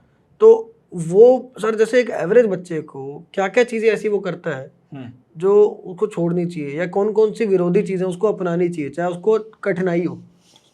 पहली चीज तो ये कि शीट जो है ना वो टाइमली बना ले, ताकि बाद में बड़े क्वेश्चंस को देख करके उसका दिमाग नहीं खराब हो। सर जैसे यहाँ पे हम कोर्स का प्लान बना रहे थे, हाँ, तो 4 बजे से क्लास, 3 बजे से क्लास चालू हो रही है, 3 से 4:30, फिर 15 मिनट ब्रेक है, ऐसे कर करके ना वो आपका कितना हो गया, 4.5 घंटे की क्लासेस हो गई, 3 क्लासेस होंगी और आधे घंटे का ब्रेक हो गया, 15 के 2, तो कितने हो, 5 घंटे हो गए ना, तो 8 बजे क्लासेस खत्म हो जाती है बच्चे की। उसके बाद रात का टाइम बचता है 8 से लेकर के आप ले लो 11 बजे 12 बजे, जैसा भी बच्चे का है। तो मेरे ख्याल में डीपीपी करने में, शायद मैंने सर कुछ दिन पहले ना अभी MS चौहान की डीपीपी कर रहा था सर की, उस पे लाइव पे ही कर रहा था मैं, तो उन्होंने उनका एक लेक्चर देखा, पहले मैंने लाइव आ गई, फिर मैंने डीपीपी देखी। अब पूरी लाइव स्ट्रीम 15 मिनट की थी, जिसमें मैंने बच्चों से भी इंटरेक्ट किया, एक डीपीपी करी, फिर वो डीपीपी ना इतनी जल्दी हो गई, 2 या 3 मिनट में ही हो गई थी। तो फिर मैंने कहा अरे तो कम है, फिर मैं एक और देख लेता हूँ अगली, जबकि उन्होंने कहा भी नहीं था सर ने उस लेक्चर में कि डीपीपी 2 भी करना। मैं कहा ये भी कर लेता हूँ, वो भी 2 मिनट में हो गई, 2 मिनट 3 मिनट जो भी है। और इस तरह करके डीपीपीज मुझे समझ में आया, क्योंकि मैंने सर क्लास में नहीं पढ़ा, डीपीपी वाला सिस्टम मुझे नहीं पता, तो मुझे समझ में आया डीपीपी बहुत छोटी सी एक गोली है, रोज खा लिया करो, बहुत हल्की सी। क्या ये सच है? हाँ, कि कितनी देर लगती है आपकी डीपीपी करने में, कितनी देर लगेगी बच्चे को? नहीं, मैथ्स में थोड़ा समय लग जाएगा, केमिस्ट्री तो क्या होता है ना, केमिस्ट्री अल्ट्रा थिन है, ओके, लेकिन मैथ्स थोड़ा सा ऐसा लगता है कि नहीं सब टाइम लेगा। कितने मिनट या कितने घंटे? जैसे 10 मिनट की डीपीपी है तो इट मे टेक समवेयर 2 घंटे 2.5 घंटे भी ले जाती है, कभी 2 घंटे भी ले जाती है डीपीपी। हाँ, कोई भी एक क्वेश्चन आपका भटक गया तो वो आपको आने नहीं देगा वापस। तो सर एक सवाल का जवाब दोगे मुझे? जैसे क्वेश्चन अटेम्प्टिंग है, हाँ, इसको क्वेश्चंस आपके 100 क्वेश्चन का सेट है या चलो डीपीपी में एक एवरेज कितने क्वेश्चंस होते हैं? डीपीपी में तो नॉर्मली 10 से 15 क्वेश्चंस 15 क्वेश्चन। हाँ, और अगर आप असूल के हिसाब से वैसे 2 मिनट में करना चाहिए, 3 ले लो, मैं कह रहा हूँ बच्चा पहली बार कर रहा है तो 5 भी दे देते हैं उसको मिनट, ठीक है, तो 15 क्वेश्चन हो गए, 5 मिनट के साथ 75 मिनट हो गए, तो यानी उसको 1-1.25 घंटे के अंदर असूलन तो करनी चाहिए, जिसमें कि वो अच्छा टाइम भी ले रहा है, कुछ क्वेश्चन जल्दी भी कर रहा है, कुछ में ज़्यादा टाइम भी लगा रहा है। तो पर वहाँ 2 घंटे कहाँ आ रहे हैं? नहीं, एक्चुअल में क्या है, कुछ क्वेश्चंस में ऐसा भी होता है कभी कभार किसी में 10 से 15 मिनट उसको समझ में ही नहीं आ रहा कि एंट्री कैसे करनी है, बहुत देर तक उसके चारों तरफ घूमता रहा। सर क्या क्वेश्चन की बहुत देर घूमना सेंस बनाता है क्वेश्चन के अराउंड? जैसे मेरी जो थीसिस थी, मैंने जो जेई में जब जैसे पढ़ा, मैं देखता रहा, क्वेश्चन है आपके सामने, आपको पता है भाई कि यार देखो ये चैप्टर में 4 5 6 ही मेथड है, ज़्यादा कुछ है नहीं। फिर उसके अलावा मैथ्स जेई की जो है उसके स्कोप में 2-4 चीज़ें और इस क्वेश्चन से रेलेवेंट है, उसके अलावा आप और क्या मत्था मारोगे? तो ख़त्म करो ना बात को। मतलब जो क्वेश्चन है आपके पास 8 ऑप्शन है कि यार शायद इससे हो, इससे हो, इससे हो, इससे हो, इससे हो, 8 आपने चीज़ें ट्राई कर ली, नहीं हुआ, आगे बढ़ जाओ। उसमें आधा घंटा क्यों बैठा रहता है बच्चा? एक्चुअली मेरे को जो मैं मतलब मेरी बातें थोड़ी शायद बिल्कुल ही अलग लगी। कोई ना, हाँ अब सर कुछ नया निकल मैं तो के पता है क्या कहता हूँ कि शुरू के मतलब अगर भाई ऑफलाइन क्लास है, ठीक है ना, तो मैं तो कई बार कहता हूँ कि आप है ना शुरू के 5 से 6 दिन 10 से 15 मिनट हर टीचर को बच्चे से पूछना चाहिए कि बेटा ये जो लिखा है ना क्वेश्चन, इसको पढ़ ले, हिंदी में बता दे मुझे क्या लिखा है। क्योंकि उसकी प्रॉब्लम है क्वेश्चन नहीं है, उसकी प्रॉब्लम ये है कि उसे इंग्लिश से हिंदी में उसका ट्रांसलेशन ही नहीं बन रहा, यानी वो उस लैंग्वेज को रीड ही नहीं कर पा रहा, रीड ही नहीं कर पा रहा। मैथ की लैंग्वेज को नहीं, मैथ्स फिजिक्स की लैंग्वेज को भी रीड नहीं कर पा रहा, उसको याद ही नहीं आ रहा कि क्या लिखा है, लिखा क्या है, वो कनेक्ट ही नहीं हो रहा। मतलब जैसे अगर उदाहरण के लिए लें, ये इक्वेशंस ऑफ मोशन है, अब इक्वेशन क्या होती है और मोशन क्या होता है हमें ये नहीं पता। यूनिफॉर्म एक्सेलरेशन, चलो मैथ्स की बात करें, अगर मैथ्स में क्वाड्रेटिक इक्वेशन है तो पैराबोला, ग्राफ या इस तरह की चीजें उसको पता ही नहीं। हर वो चैप्टर जिसके अंदर भी वर्ड प्रॉब्लम आई ना, वो हमेशा तकलीफ में है। जबकि वर्ड प्रॉब्लम तो सर मतलब जब आप मुझसे बात कर रहे हो, मैं कह रहा हूँ वर्ड प्रॉब्लम तो बच्चों को बोला जाता है कि वर्ड प्रॉब्लम करो, और वहाँ से आपको वर्ड प्रॉब्लम बेसिक वर्ड्स तो आपको आने चाहिए। अब जेई के अंदर वर्ड प्रॉब्लम तो स्टार्टिंग है, वो तो स्टार्टिंग पॉइंट है, हमारी सारी प्रॉब्लम वर्ड में ही तो आएंगी और किस में आएंगी। हाँ, लेकिन वो ट्रांसलेट ही नहीं कर पा रहा। एक्चुअल में उसकी प्रॉब्लम क्या है कि वो बात मेरे से और आपसे हिंदी में कर रहा है, ठीक है ना। अच्छा, उसने कभी भी इंग्लिश को एज ए कम्युनिकेशन लैंग्वेज की तौर पे तो देखा नहीं है, वो तो हमेशा उसके लिए प्रॉब्लम लैंग्वेज है। पर सर आप तो हिंदी में ही बात करते हो बच्चे से, हाँ, कुछ टर्म्स ही तो यूज किए इंग्लिश में। अब वो इंग्लिश के टर्म्स आप किसी अंग्रेज बच्चे के आगे भी यूज करोगे ना, उसको भी नहीं पता होगा इक्वेशन क्या होती है, उसको भी नहीं पता होगा मोशन क्या होता है। नहीं ये बात बराबर है, लेकिन एक्चुअल में क्या है ना, उसकी प्रॉब्लम जो है अपने वाले की तो दो तरफा प्रॉब्लम है ना। अपने वाले की तो टर्म की भी प्रॉब्लम है और लैंग्वेज की भी प्रॉब्लम है। तो उसके लिए तो सच में एलियन वाली बातें चल रही कि हो क्या रहा है भाई, बोल क्या रहे हो तुम लोग, रोक रोक के बोलो, मेरे लिए थोड़ा तो इंतजार करो। लेकिन हम तो क्लास में इंतजार कर नहीं सकते, हम तो गाइड जैसे हैं। यहाँ पे ये मरा था, देखो ऊपर की तरफ, ऊपर देखो वहां नक्काशी करा दी गई है, चलो आगे चलते हैं, ठीक है ना। वो दूसरे कमरे के अंदर रानी सोया करती थी, ऐसे चलते हैं। ये ठीक वैसा ही है जैसे मतलब मैं सुबह के टाइम पे बच्चे को लेकर निकलूं, ठीक है ना, देखो बेटा ये पीपल का पेड़ है, अगला वाला जो है ना वो बरगद का है, ठीक है ना, देख लो जरा ध्यान से देख लो, ये वाला पत्ता देख लो, इसका पत्ता ऐसा है, इसका पत्ता ऐसा। फिर मैं आगे चला गया, मैंने उसको एक किलोमीटर के दौरान में कम से कम 87 या 90 के आसपास डिफरेंट पेड़ दिखा दिए। अब मैं पूछ रहा हूँ, बता मैंने कौन कौन से दिखाए थे? ओवरलोड है। हाँ बिल्कुल, क्या क्या दिखाए थे उसे कैसे एक बारी में रियलाइज हो जाएगा। हम एक्चुअल में क्या ना, हम वो उसका पेनिट्रेशन लेवल ही नहीं पकड़ पा रहे। कई जगह पे उसको पता होना चाहिए कि नहीं एक बार में नहीं आएगा, रुक मैं एक बार दोबारा दिखाता हूँ, ठीक है। पर क्या जेई में क्या 80 पेड़ याद करना, हाँ। मतलब इस तरह का, जैसे नीट में तो ऐसा होता है 80 का, उसमें शायद 800 पेड़ याद करने होते हैं। हाँ। क्योंकि बहुत सारे फैक्ट्स हैं जो कि आपको बस याद करने हैं। पर जेई में जहाँ तक मुझे लगता है 15% से ज़्यादा कुछ याद करने का है ही नहीं। हाँ। सब कुछ पैटर्न में, सारे पेड़ बरगद के ही हैं, सारे पेड़ जो लॉजिक के ही हैं, उसमें कुछ नहीं है, उसमें सारा कुछ अपने आप ही। आप स्टोरी को 20% 30% भूल भी गए ना, तो बाकी 70% नॉलेज आपको बाकी स्टोरी बनाने में बिल्ड कर सकती है। नहीं बेसिकली, लेकिन उस आदमी की जो कैपेसिटी है, जिसने 80 पेड़ के लिए लेके घूमे जिसको अपन, उसकी कैपेसिटी 3 ही पेड़ याद करने की है। तो मैथ्स तो मतलब जेई तो 3 ही पेड़ में खत्म हो जाता है। नहीं, वो उसके एक पेड़ में हम 3 बातें बताते हैं ना कि ये है ये है ये है, ऐसा हम उसके बारे में इतनी सारी बातें बता रहे होते हैं कि ऐसे नहीं ऐसे देख ले, ऐसे नहीं ऐसे देख ले। हम तो अपनी तरफ से फटाफट सब डिलीवर करके भाग जाते हैं। अब वो ग्रास्प करने में, उसको लेकर के जमाने में जो समय लेता है ना, वही average, above average, below average, इन सब के बीच का फर्क क्रिएट करता है। सर बच्चे से क्या एक्सपेक्ट करते हो? मैं समझ गया आपका पॉइंट, बिल्कुल समझ गया मैं। आप कह रहे हो बच्चे को कुछ नहीं पता यार, बच्चे को ये नहीं पता x² - 5x + 6 लिखा है, ये क्यों सॉल्व कर रहे हैं, क्या हो क्या रहा है ये। आप उसको सॉल्व करके दिखाओगे, आप उसको मेथड भी समझाओगे, आप उसको सब कुछ बताओगे, उसको एक उंगली पकड़ के लेकर के चलोगे। उसमें बहुत बच्चे सक्सेस होते हैं, हाँ बहुत बच्चे नहीं भी होते हैं। आप बच्चे से क्या एक्सपेक्ट करते हो? जब आप ये कर रहे हो, बच्चा क्या करे? भाई बेसिकली क्या होता है ना, दो तरह के बच्चे हैं। एक तो वो समझ रहे हो उन्हें के साथ तो अपने पंगा है ही नहीं, अपने साथ तो पंगा उस आदमी का पंगा है जिस आदमी को समझ में कुछ नहीं आ रहा। लेकिन तो उसको, मेरे को लगता है सिर्फ वही कर लेना चाहिए जो उस समय के लिए बेस्ट है। मतलब वो चलता चला जाए, चीजों को इकट्ठा करता चला जाए, और उसे थोड़ी देर के बाद में पता चलेगा कि ये जो चीज सर ने अभी बताई थी, यही सेम चीज शायद सर ने दोबारा बताई है। अब वो कनेक्ट करना चालू करेगा। जैसे होता है ना इंग्लिश मूवी में, इंग्लिश मूवी में काफी स्लो शुरुआत होती है, बाद में ना अपन ऑटोमेटिकली कनेक्ट कर रहे होते हैं कि अच्छा वो वहां हुआ था। आज के टाइम पे हर बच्चे से पूछो एंड गेम के अंदर ये हुआ, वो मणि कहां से आई, तो वो सारी चीजों को कनेक्ट करके बता देगा, वो वहां इससे पहले वाली जो मूवी थी ना उसमें हुआ था ऐसा। तो वैसे वो कनेक्ट करना चालू करता है। तो वो कनेक्ट ही तभी कर पाएगा जो वो लगातार कंसिस्टेंटली सारे लेक्चर्स में बैठा है और वो हर चीज को लिख रहा है, देख रहा है, कभी कभी रुक जाता है लेकिन कर रहा है नॉर्मली। हाँ, तो यहाँ पे उसका माइंड डेवलप होगा, होगा 100% होगा। ऐसे तो वो तो पीछे जा ही नहीं सकती ना। एवरेज बच्चे की तरह शुरू करे, एवरेज ही पढ़े, क्लास में आके शुरू करे, लास्ट में 5 महीने खींच दे जितनी तक चला सकता है, तभी उसके अंदर वो एवरेज की अगली लीप आएगी। पर एक थ्रू आउट एक पुश होना चाहिए, एक कोशिश होनी चाहिए डॉट्स को कनेक्ट करते रहने की, चीज़ों को जितना बताया जा रहा है उसके परे भी सोचने की, टीचर के जो शब्द है उनको प्रोसेस करने की। मैं तो रह ही नहीं सकता कि टीचर ने कुछ बोला मैं उसको प्रोसेस किए बगैर रह ही नहीं सकता।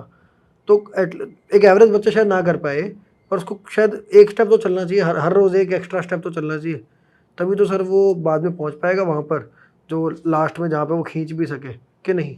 भी बेसिकली क्या है ना, यही तो एक डेवलप्ड ब्रेन और अनडेवलप्ड ब्रेन के बीच का अंतर क्रिएट कर देता है। एक्चुअली में क्या होता है ना, ये हम कई बार है ना, हम सिर्फ सोच रहे होते हैं कि we are good into maths, we are good into science, इसीलिए हम इतनी जल्दी ये समझ रहे होते हैं। नहीं, ऐसा नहीं है। हम हर चीज को समझ रहे होते हैं। आप मेरे से अगर संगीत के बारे में बात करोगे ना, तब भी मैं उतना ही समझ रहा हूँ, है ना।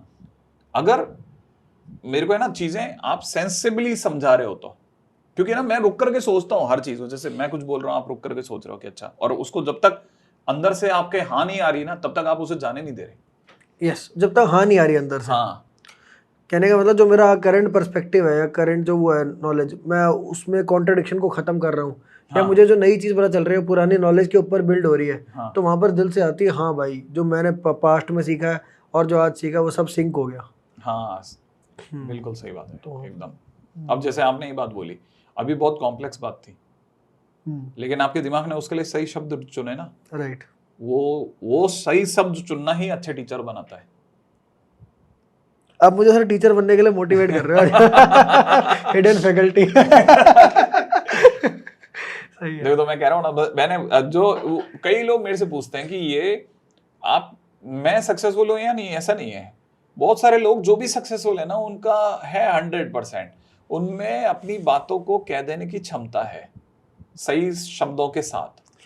सर मुझे आप कुछ बच्चों को मतलब थोड़ा एक रेफरेंस मिले, मोटिवेशन मिले, कुछ ऐसे बच्चे मुझे ही बता सकते हो आप जो एवरेज थे मैथ्स में, उन्होंने अपने एवरेज के बियॉन्ड जाके वो मेहनत की और रैंकर बने, और बड़े रैंकर बने जेई के अंदर। क्या आप ऐसे कुछ एक दो भी एग्जांपल बता? मैं लास्ट ईयर मैं बताता हूँ मैं आपको। लास्ट ईयर ही मेरे साथ में एक ऐसा बैच जुड़ा हुआ था, ठीक है ना, जिसके अंदर मतलब पहली बात तो मैं जहाँ भी मैंने पढ़ाया, तो वहाँ पे मेरे को एक अच्छा खासा नंबर ऑफ क्राउड जो था ना वो मिल जाता था। मतलब ये कि अगर भाई दूसरे के उसमें 100 हैं तो अपने पास में 300-400 तक बच्चा हमेशा आ जाता ढूंढता। तो अब 400 बच्चा बैठ रहा है तो ऑब्वियस सी बात है कि आपकी नजर तो सब पे ही पड़ रही है। अच्छा, और जो आपको ढूंढता हुआ आ रहा है ना, ठीक है, वो एवरेज है। हाँ जी, एवरेज, वो एवरेज बच्चा है। तो सर आपको ऐसे ही वहाँ कोटा में भी यही जानते हैं कि यार अगर आप एवरेज बच्चे हो और आपको टॉपर बनना हो, जीबी सर से पढ़ो, कैसा वहाँ पे मतलब ग्राउंड पर भी यही बच्चे सोच के आपके पास आते हैं? जो नहीं सोचते या जिन्हें नहीं पता, वो एक बार जानने के बाद आ ही जाते हैं। सर आपको कहते हैं चल के बताते हैं दूसरे। सर मैंने बहुत बार सुना है कि आपको जीबी का मतलब गरीबों के भगवान। हाँ, तो ये सर वहाँ पे बहुत पॉपुलर है कोटरा में, मैं जितना देखा। तो इसलिए कहते हैं कि आप एवरेज बच्चों को जो हाथ पकड़ते हो, उस वजह से कहते हैं। हाँ, मैं तो वैसे भी चल करके भी कहता हूँ, मैं तो बहुत खुददारी से कहता हूँ ये बात कि यार गरीब है तो तू मेरे पास रुक जा, कहाँ जाएगा, तेरे कोई और नहीं है तेरे लिए। हाँ सर, अच्छा इसी पे एक बात आती है, जैसे सर मैंने ये जब इनिशिएटिव शुरू किया था, जिसमें आज जीबी सर भी हमारे साथ जुड़ चुके हैं, तो सर मेरे को भी ये था कि जो आज कई सारे बच्चे हैं, आपको सर पता है हमने इसकी फीस जो रखी है इस बैच की, आपको पता है 2470 फीस है। तो मतलब ये फीस ऐसी है कि जिसपे हर बच्चा इसको अफोर्ड कर पाए। तो वो कोशिश मेरी भी कहीं ये थी कि यार जो बच्चा कुछ नहीं खरीद सकता वो ये खरीद के बिल्कुल ही प्राइम टीचर, आप जैसे टीचर्स या जो वाइब्रेंट के टीचर्स हैं उन सब से पढ़ सके। तो सर आपको मतलब लगता है कि जो आपका मिशन है कि गरीबों की हेल्प करना कहीं ना कहीं उसकी अलाइनमेंट में है? मैं तो इवन है ना बताए, और इससे भी एक कदम आगे इस बात को कहूंगा, कई बार क्या होता है कि आप बहुत बड़ी बड़ी फीस भी दुनिया में कहीं बांटे आए होते हो, लेकिन आपको अंदर से पता होता है कि मेरा भला नहीं हो रहा, तो उस केस में तो ये 2000 रुपए है ना, उसके लिए अमृत जैसे हैं। ये जो 2000 का कोर्स होगा ना उस बच्चे के लिए तो बिल्कुल अमृत जैसा है। उसे अच्छे से पता है ये जो जिस टीचर को मैंने जिस जगह पे मैंने पैसा डाला है, भले किसी जगह 5000 डाला है या किसी जगह मैंने 1 लाख रुपए डाला है, किसी जगह 80,000 डाल दिया है मैंने, या तो किसी जगह मैंने 2 लाख रुपए डाल दिए हैं, बट आई नो कि मेरे पास में सारे टीचर तो अच्छे नहीं है। समझ गया। उस केस में तो ये उसके लिए अमृत है, अमृत। और दूसरी बात जो भी मतलब अभी जितनी भी जो गॉड लेवल बुक्स हैं सारी तो सॉल्व हो ही रही है, सारी सॉल्व हो रही है सर। ब्लैक बुक सॉल्व हो रही है सर। मैं मतलब मैं खुद मैंने IIT क्रैक किया। मेरे को सर बिल्कुल भी इस बैच में जो है ना, जब तक बिल्कुल फाइनेस्ट चीज़ हम नहीं कर रहे होंगे, जैसे सर हम सर मैं मतलब मेरे पास दुनिया भर के एजुकेटर्स थे, पर मतलब मैंने सर हमेशा देखा कि यार जो प्राइम एजुकेटर्स हो ना, बिल्कुल प्राइम, मैं उनके साथ काम करूं और वो बच्चों को पढ़ाएं। तो इस कोर्स में भी सर हमने यही किया, बैच में ब्लैक बुक पूरी जो है उसके मतलब ऑलमोस्ट सारे जो मेन क्वेश्चन सारे कराए जाएंगे, इरोडोव के जो रेलेवेंट क्वेश्चन है वो कराए जाएंगे, एच.सी. वर्मा के कराए जाएंगे, एस.एल. लोनी, जो बर्मन एक बुक आती है मैथ्स की, तो पीजे सर कह रहे थे वो करवाएंगे। और बाकी मतलब सर जो हर एक चीज़ में MS चौहान, N. अवस्थी और VK जायसवाल के प्राइम क्वेश्चन ये खुद ही लोग करवा रहे होंगे। तो सर ये तो मतलब कोई भी जो समझदार, जो जेई को समझता होगा, बहुत बच्चे सर क्या होता है 11वीं में जो आते हैं उनको नहीं पता होता जेई का, पर जो भी बंदा 12वीं में होगा या जिसने कभी ऑफलाइन की शक्ल भी देखी है या अपने कभी सीनियर से पूछेगा, तो मेरे को इतने लोगों ने इनफैक्ट कॉल करके बोला कि भाई ये क्या पैकेज दे रहे हो तुम पागल हो गए हो, तुम ये 2470 का ये इतना लीथल पैकेज बच्चों को दे रहे हो, क्या कर रहे हो, कंपटीशन बढ़ा रहे हो, ये कर रहे हो वो कर रहे हो। तो ये मुझे भी आई है सर। नहीं बेसिकली है ना, कंपटीशन थोड़ी ना बढ़ा रहे हैं, ये तो मेरे को ऐसा लगता है कि जो लोग ऑलरेडी इस फील्ड में रनिंग है, ठीक है ना, जो ऑलरेडी रनिंग है और जिनके कोर्सेज रनिंग है, उन बच्चों ने जिन्होंने इसमें पैसा डाल दिया उनकी मदद ही कर रहे हैं अपन तो, बहुत बड़ी वाली मदद कर रहे हैं। यानी जिन्होंने 1.5 लाख रुपए खर्च कर दिए, हाँ, अब वो और खर्च करने की क्षमता नहीं है उनमें बड़े। हाँ, अब वापस थोड़ी 1.5 खर्च करेगा, वो तो 2470 डाले और खुश हो जाए। समझिए। कई बच्चे होते हैं इनके एक टीचर अच्छे नहीं होते और जानबूझ के ऐसा करते हैं ना कोचिंग वाले, कि एक टीचर कम अच्छा रहते हैं इनको या 2 टीचर कम अच्छे रहते हैं इनको, तो कई बार तो तीनों ही खराब दे रहते हैं। तो उनके लिए तो आई थिंक वरदान होना चाहिए। और बच्चे जो इन्होंने ज्वाइन किया है, मुझे तो ऐसा लगता है कि इस समय पर अगर बाय द वे 2.5 लाख बच्चा 3 लाख बच्चा अगर 11-12 ड्रॉपर मिला करके अपन मान लेते हैं, हाँ जी, सारे बच्चों के लिए कोर्स लेना समझदारी है। सर अभी ना मतलब ऑलमोस्ट ये मान सकते हैं आप कि जब मैंने लास्ट चेक किया था कि 28-29 हज़ार स्टूडेंट ज्वाइन कर चुके थे, और उनका एक ही चीज़ कहना था कि मतलब वो ऑलरेडी ज्वाइन कर चुके हैं कहीं ना कहीं 11th के बच्चे जिन्होंने फ्रेश ज्वाइन किया है। अदरवाइज बहुत सारे लोग कहते हैं कि भाई हम कुछ ना ले पाते, ये आपने जो हमें चीज़ दिया है हमारे लिए वरदान है, मतलब ये तो बहुत अच्छा हो गया, मैं तो परेशान था और ये तो होप की तरह है मेरे पास कि ऑनलाइन में मुझे ऐसे टीचर से पढ़ने का मौका मिल रहा है, ऐसा मैंने कल्पना भी नहीं की थी। आपने रातों रात ये क्या कर दिया, मेरे को इतने सारे बच्चे कह रहे हैं और मेरे को खुद ऐसा लग रहा है कि मैं अच्छा काम, मैंने पहले निकला था मुझे लग रहा था कोई मेरे को सपोर्ट नहीं करेगा, और आज बच्चे भी सपोर्ट कर रहे हैं और आप टीचर्स का भी सपोर्ट है, तो बहुत मतलब एक बहुत अच्छा रिस्पांस आ रहा है स्टूडेंट से। तो ये है सर, वाकई में बच्चे मान रहे हैं बच्चों को, और बच्चे एक्साइटेड है आपकी क्लासेस के लिए, बहुत बच्चे एक्साइटेड है। बल्कि कमेंट्स में सर उन्होंने हिडन फैकल्टी कर दिया और जीबी सर भी कर दिया, और बहुत बच्चे करते हैं। मैं तो मुझे लग रहा है कोई जीबी सर अगर आएंगे, अगर चांस भी है ना उनके आने का, मैं तब भी ज्वाइन करके रख लूँ जस्ट इन केस। तो इतने सारे बच्चे ऐसे हैं जो आपसे पढ़ने के लिए बहुत एक्साइटेड है। सर आपके बैच में क्या चलेगा, थोड़ा उसके बारे में बता सकते हो कि what will be the special thing, आप कैसे बच्चे की हेल्प करोगे, थोड़ा सा बच्चे भी प्रिपेयर हो के आए, या आप उनको पहले से बता दो कि कुछ अगर उनको करके आना है तो। मैंने बच्चों को अभी आज से कोई 7-1 महीने पहले एक लाइन लिख के दी थी। हाँ जी, ठीक है ना, मतलब आई न्यू दैट कि कभी ना कभी दोबारा मुलाकात होगी ऐसे मोड़ पे, तो मैंने बोला था कि वो अभी भी लिखा हुआ है कि मेरे किनारों पे घर मत बसा लेना, मैं समुंदर हूँ लौट के जरूर आऊँगा।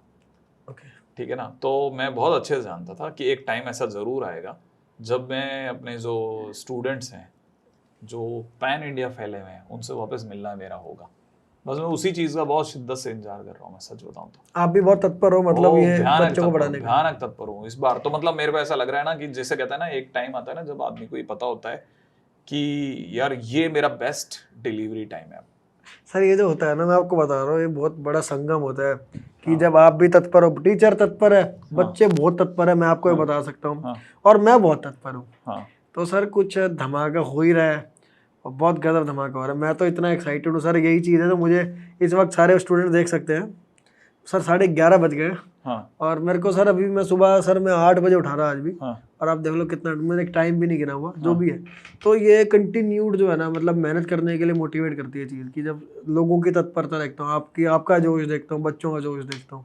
नहीं मैं सही बता रहा हूँ, मतलब मजाक की बात नहीं। मैं ये बात किसी एक उसमें लिख के छोड़ी भी है ताकि है ना वो कभी पीछे मुड़ करके देखे ना तो उन्हें पता हो कि हाँ सच में ऐसा हुआ।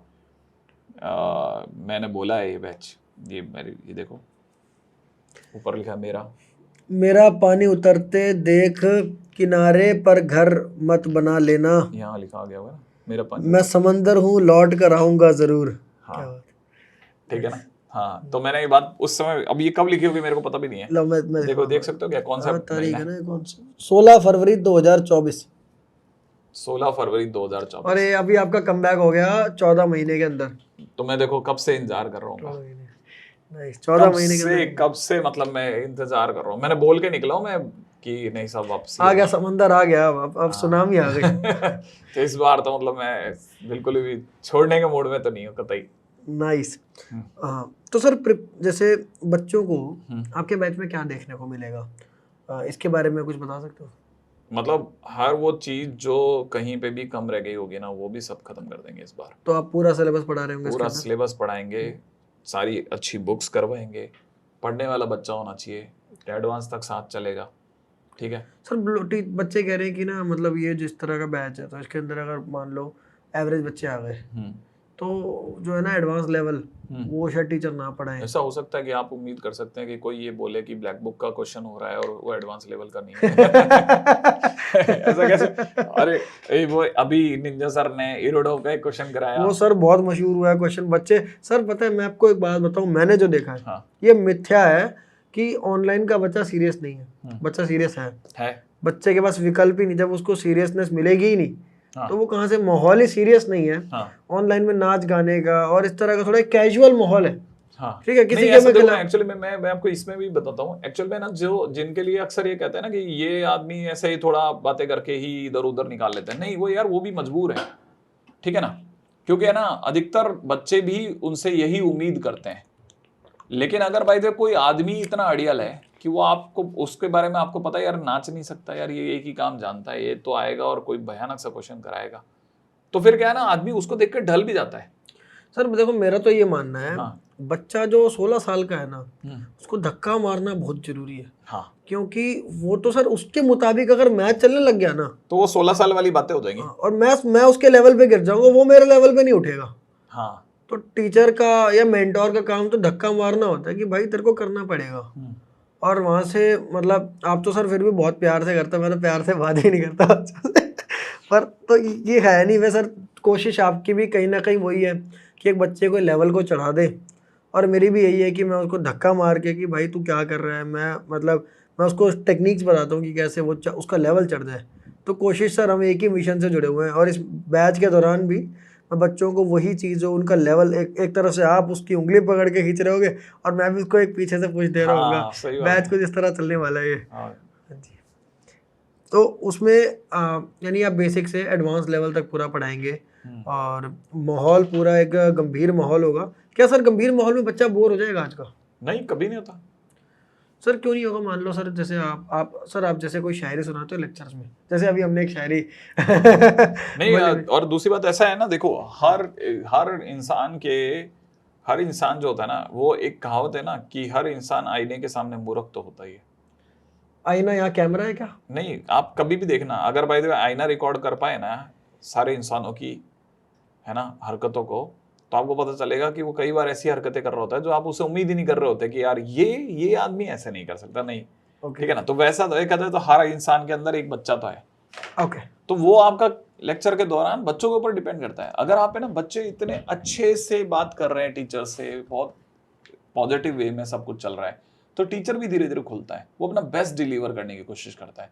जब है ना अच्छे स्टूडेंट्स उसे दिखने लग जाते हैं ना कि यार क्लास में है यार बच्चे समझते तो है, मैं कुछ भी थ्रो करता हूँ यार खाली तो नहीं जाता, बस फिर देखो आप, फिर उसके बाद में टीचर एक से एक बेस्ट चीज देता है। और उसके दौरान कभी कभी उससे बहुत सारी फन बातें भी निकल जाती है। और फनी तो देखो, आप सोचो जो एक लड़का 22 साल का है, 28 साल का है, उसके पास में अगर फनी बातें हैं, तो जो आदमी 40 का है उसके पास में नहीं होगी। वो तो आपसे 16 साल, 14 साल, 12 साल ज्यादा जीत चुका है।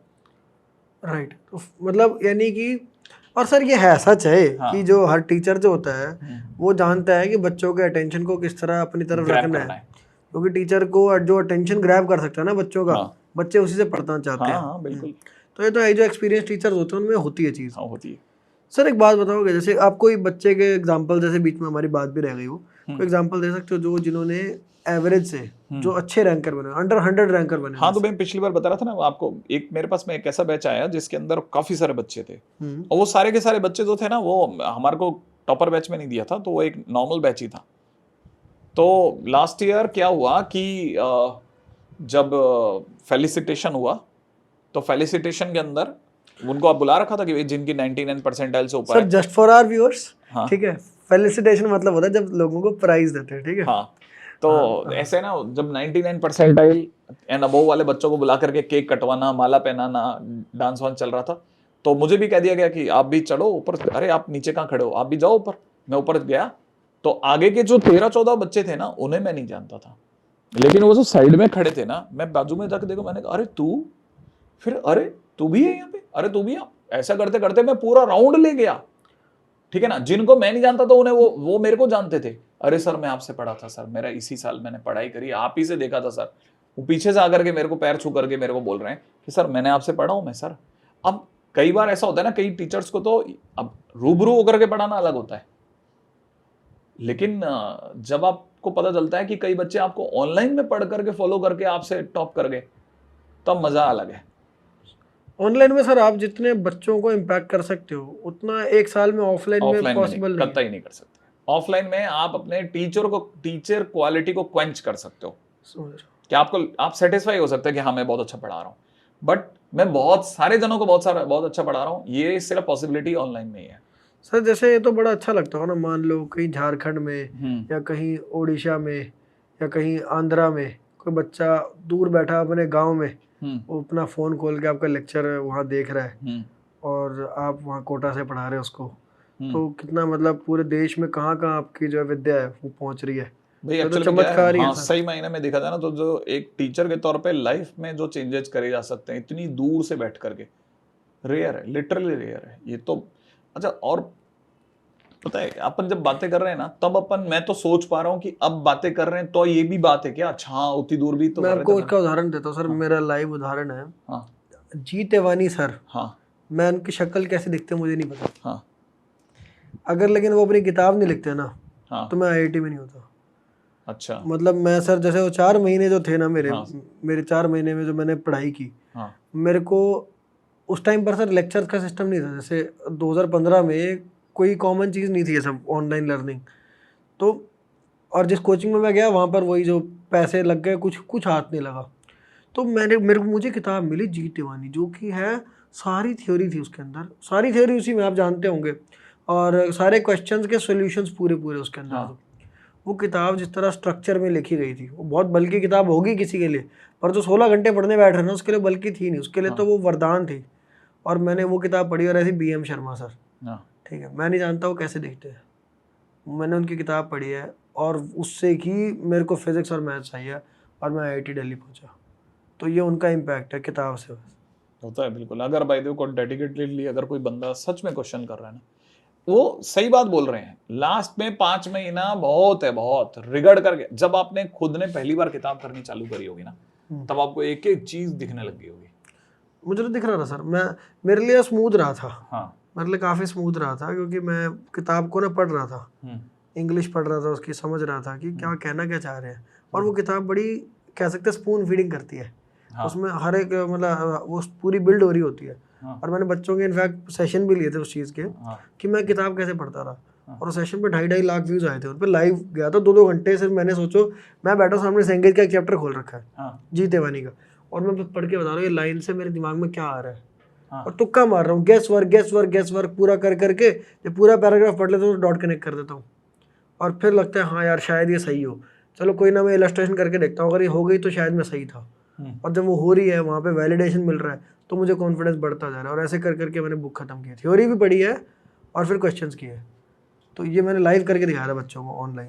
क्या बात है। हाँ जी। तो मैंने तो मैथ्स वैसे पढ़ी है। नहीं, बिल्कुल सही तरीका है।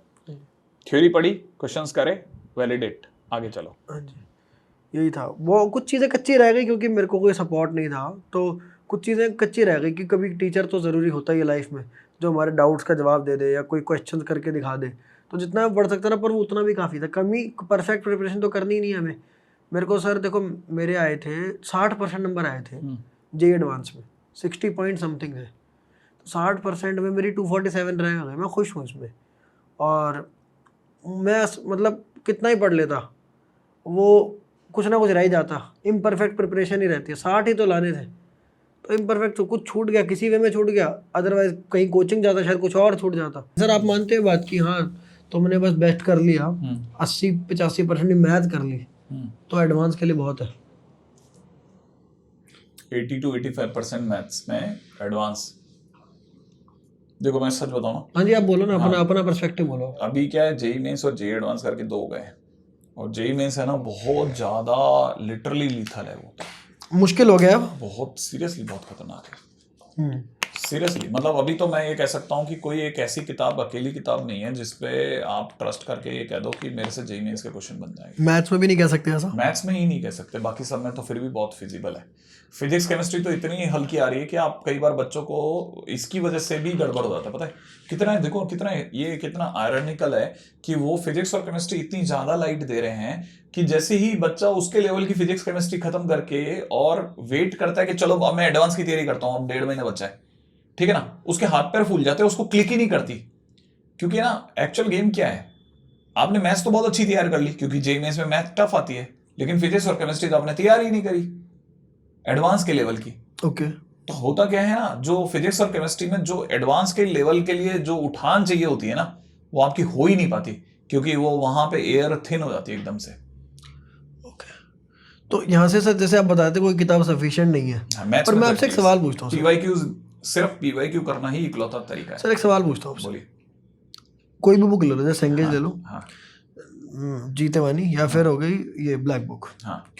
अब इसको किसी ने अगर कर लिया थॉरली, हाँ। तो मोटा मोटा हो तो गया सर, अब उसमें और क्या, कुछ तो कमी रह ही जाएगी, वो छोड़ दो। नहीं, मैं बिल्कुल सही कह रहा हूँ। अगर भाई देखो ये सोच रहा है 100 में से 100 लाने के लिए या तो एक्स्ट्रा ब्रेन चाहिए या फिर आपको पीवाईक्यूज की प्रैक्टिस चाहिए, लेकिन अगर भाई देखो सिर्फ आप ये किताबें करके जा रहे हो ना, गारंटेड है, गारंटेड। अगर आपने जैसे जीतेवानी कर ली, ब्लैक बुक कर लिया, मैं आपको कह रहा हूँ ना, ये गारंटेड है, गारंटेड। किसी हालत में आपका एडवांस में सिलेक्शंस अंडर 1000 रुक नहीं सकता, किसी हालत में नहीं रुक सकता, हो ही नहीं सकता, मैं मान ही नहीं सकता कि रुक जाएगा।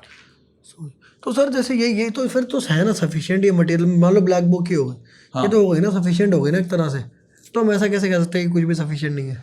नहीं, मैं कह रहा हूं अगर भाई कोई ये कह रहा है कि मेंस के सारे क्वेश्चंस किसी एक किताब से हो जाते हैं, नहीं होंगे। वो तो सर कभी नहीं हो पाएंगे, वो कुछ ना कुछ छूटेगा ही। अच्छा, उसी आप मेरे अग्री करते हुए कह रहे थे बात को। ओके ओके, मैं इसमें ये कह रहा हूं कि अगर उसमें कई चीजें ऐसी है जो बिल्कुल ही बाहर ले जाता है, कुछ भी करोगे कुछ ना कुछ छूटेगा ही, आप ये कहना चाह रहे हैं। एग्जैक्टली। तो छोड़ दो, मतलब मैं कह रहा हूँ 5-10% जो है वो छूटता है तो उसके आंख मूंद लो उस तरफ, पर बाकी 90 पकड़ने पे ध्यान दो।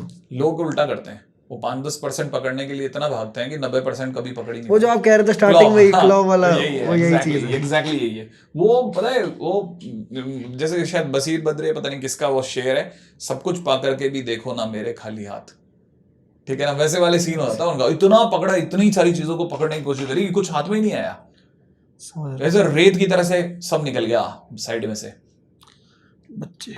हाँ, यानी कि कोशिश ये करनी चाहिए कि कुछ चैप्टर्स पकड़ो, उनको स्ट्रांग बनाओ, एक अच्छी फाउंडेशन बनाओ, उसके ऊपर कुछ और कर लो, 70-80% 85% आपकी मैथ हो जाए तो अपने आप को IIT लेवल पे हो गया। 12 से 15 चैप्टर्स ऐसे होने चाहिए जिसके अंदर तो वो आपसे कुछ भी पूछ ले आपको सबका जवाब पता हो, यानी 40-45% बस इनफ।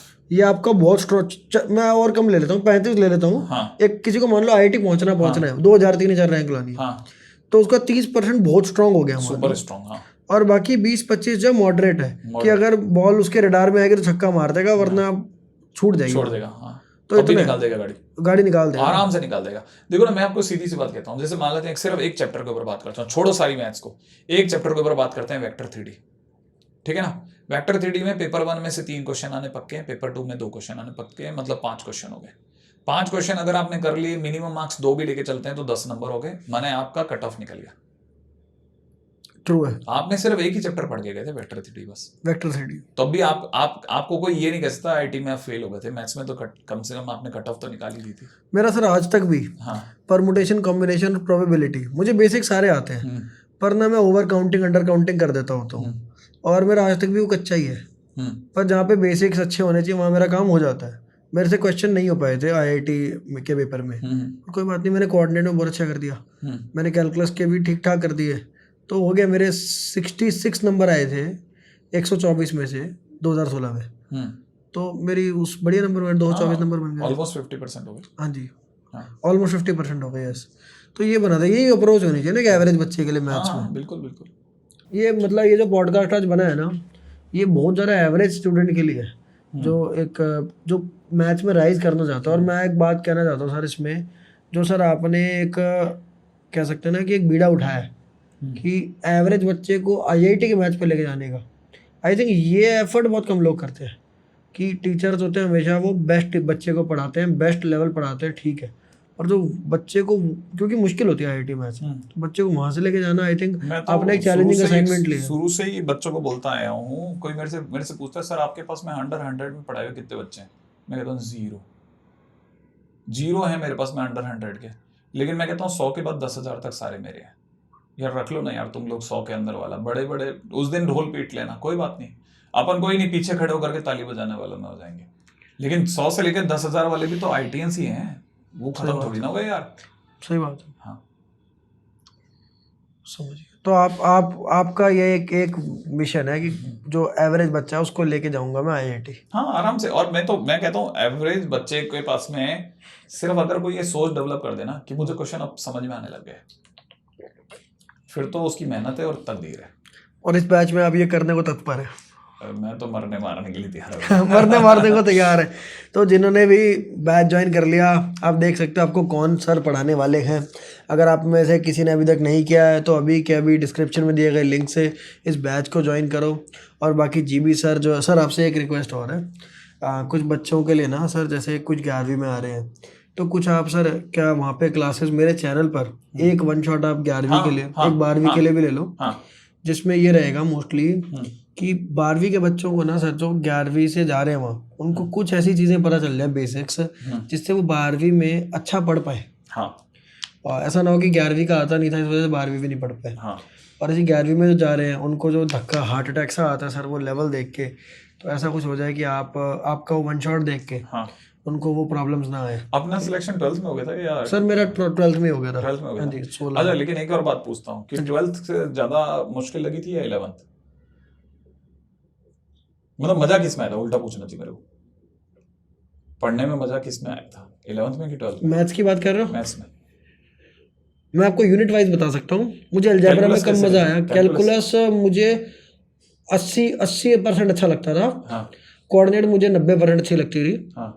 और अलजेब्रा मुझे 60% अच्छा लगता था। और हाँ जी, यही है। वेक्टर 3D कोऑर्डिनेट की कैटेगरी में ले लो।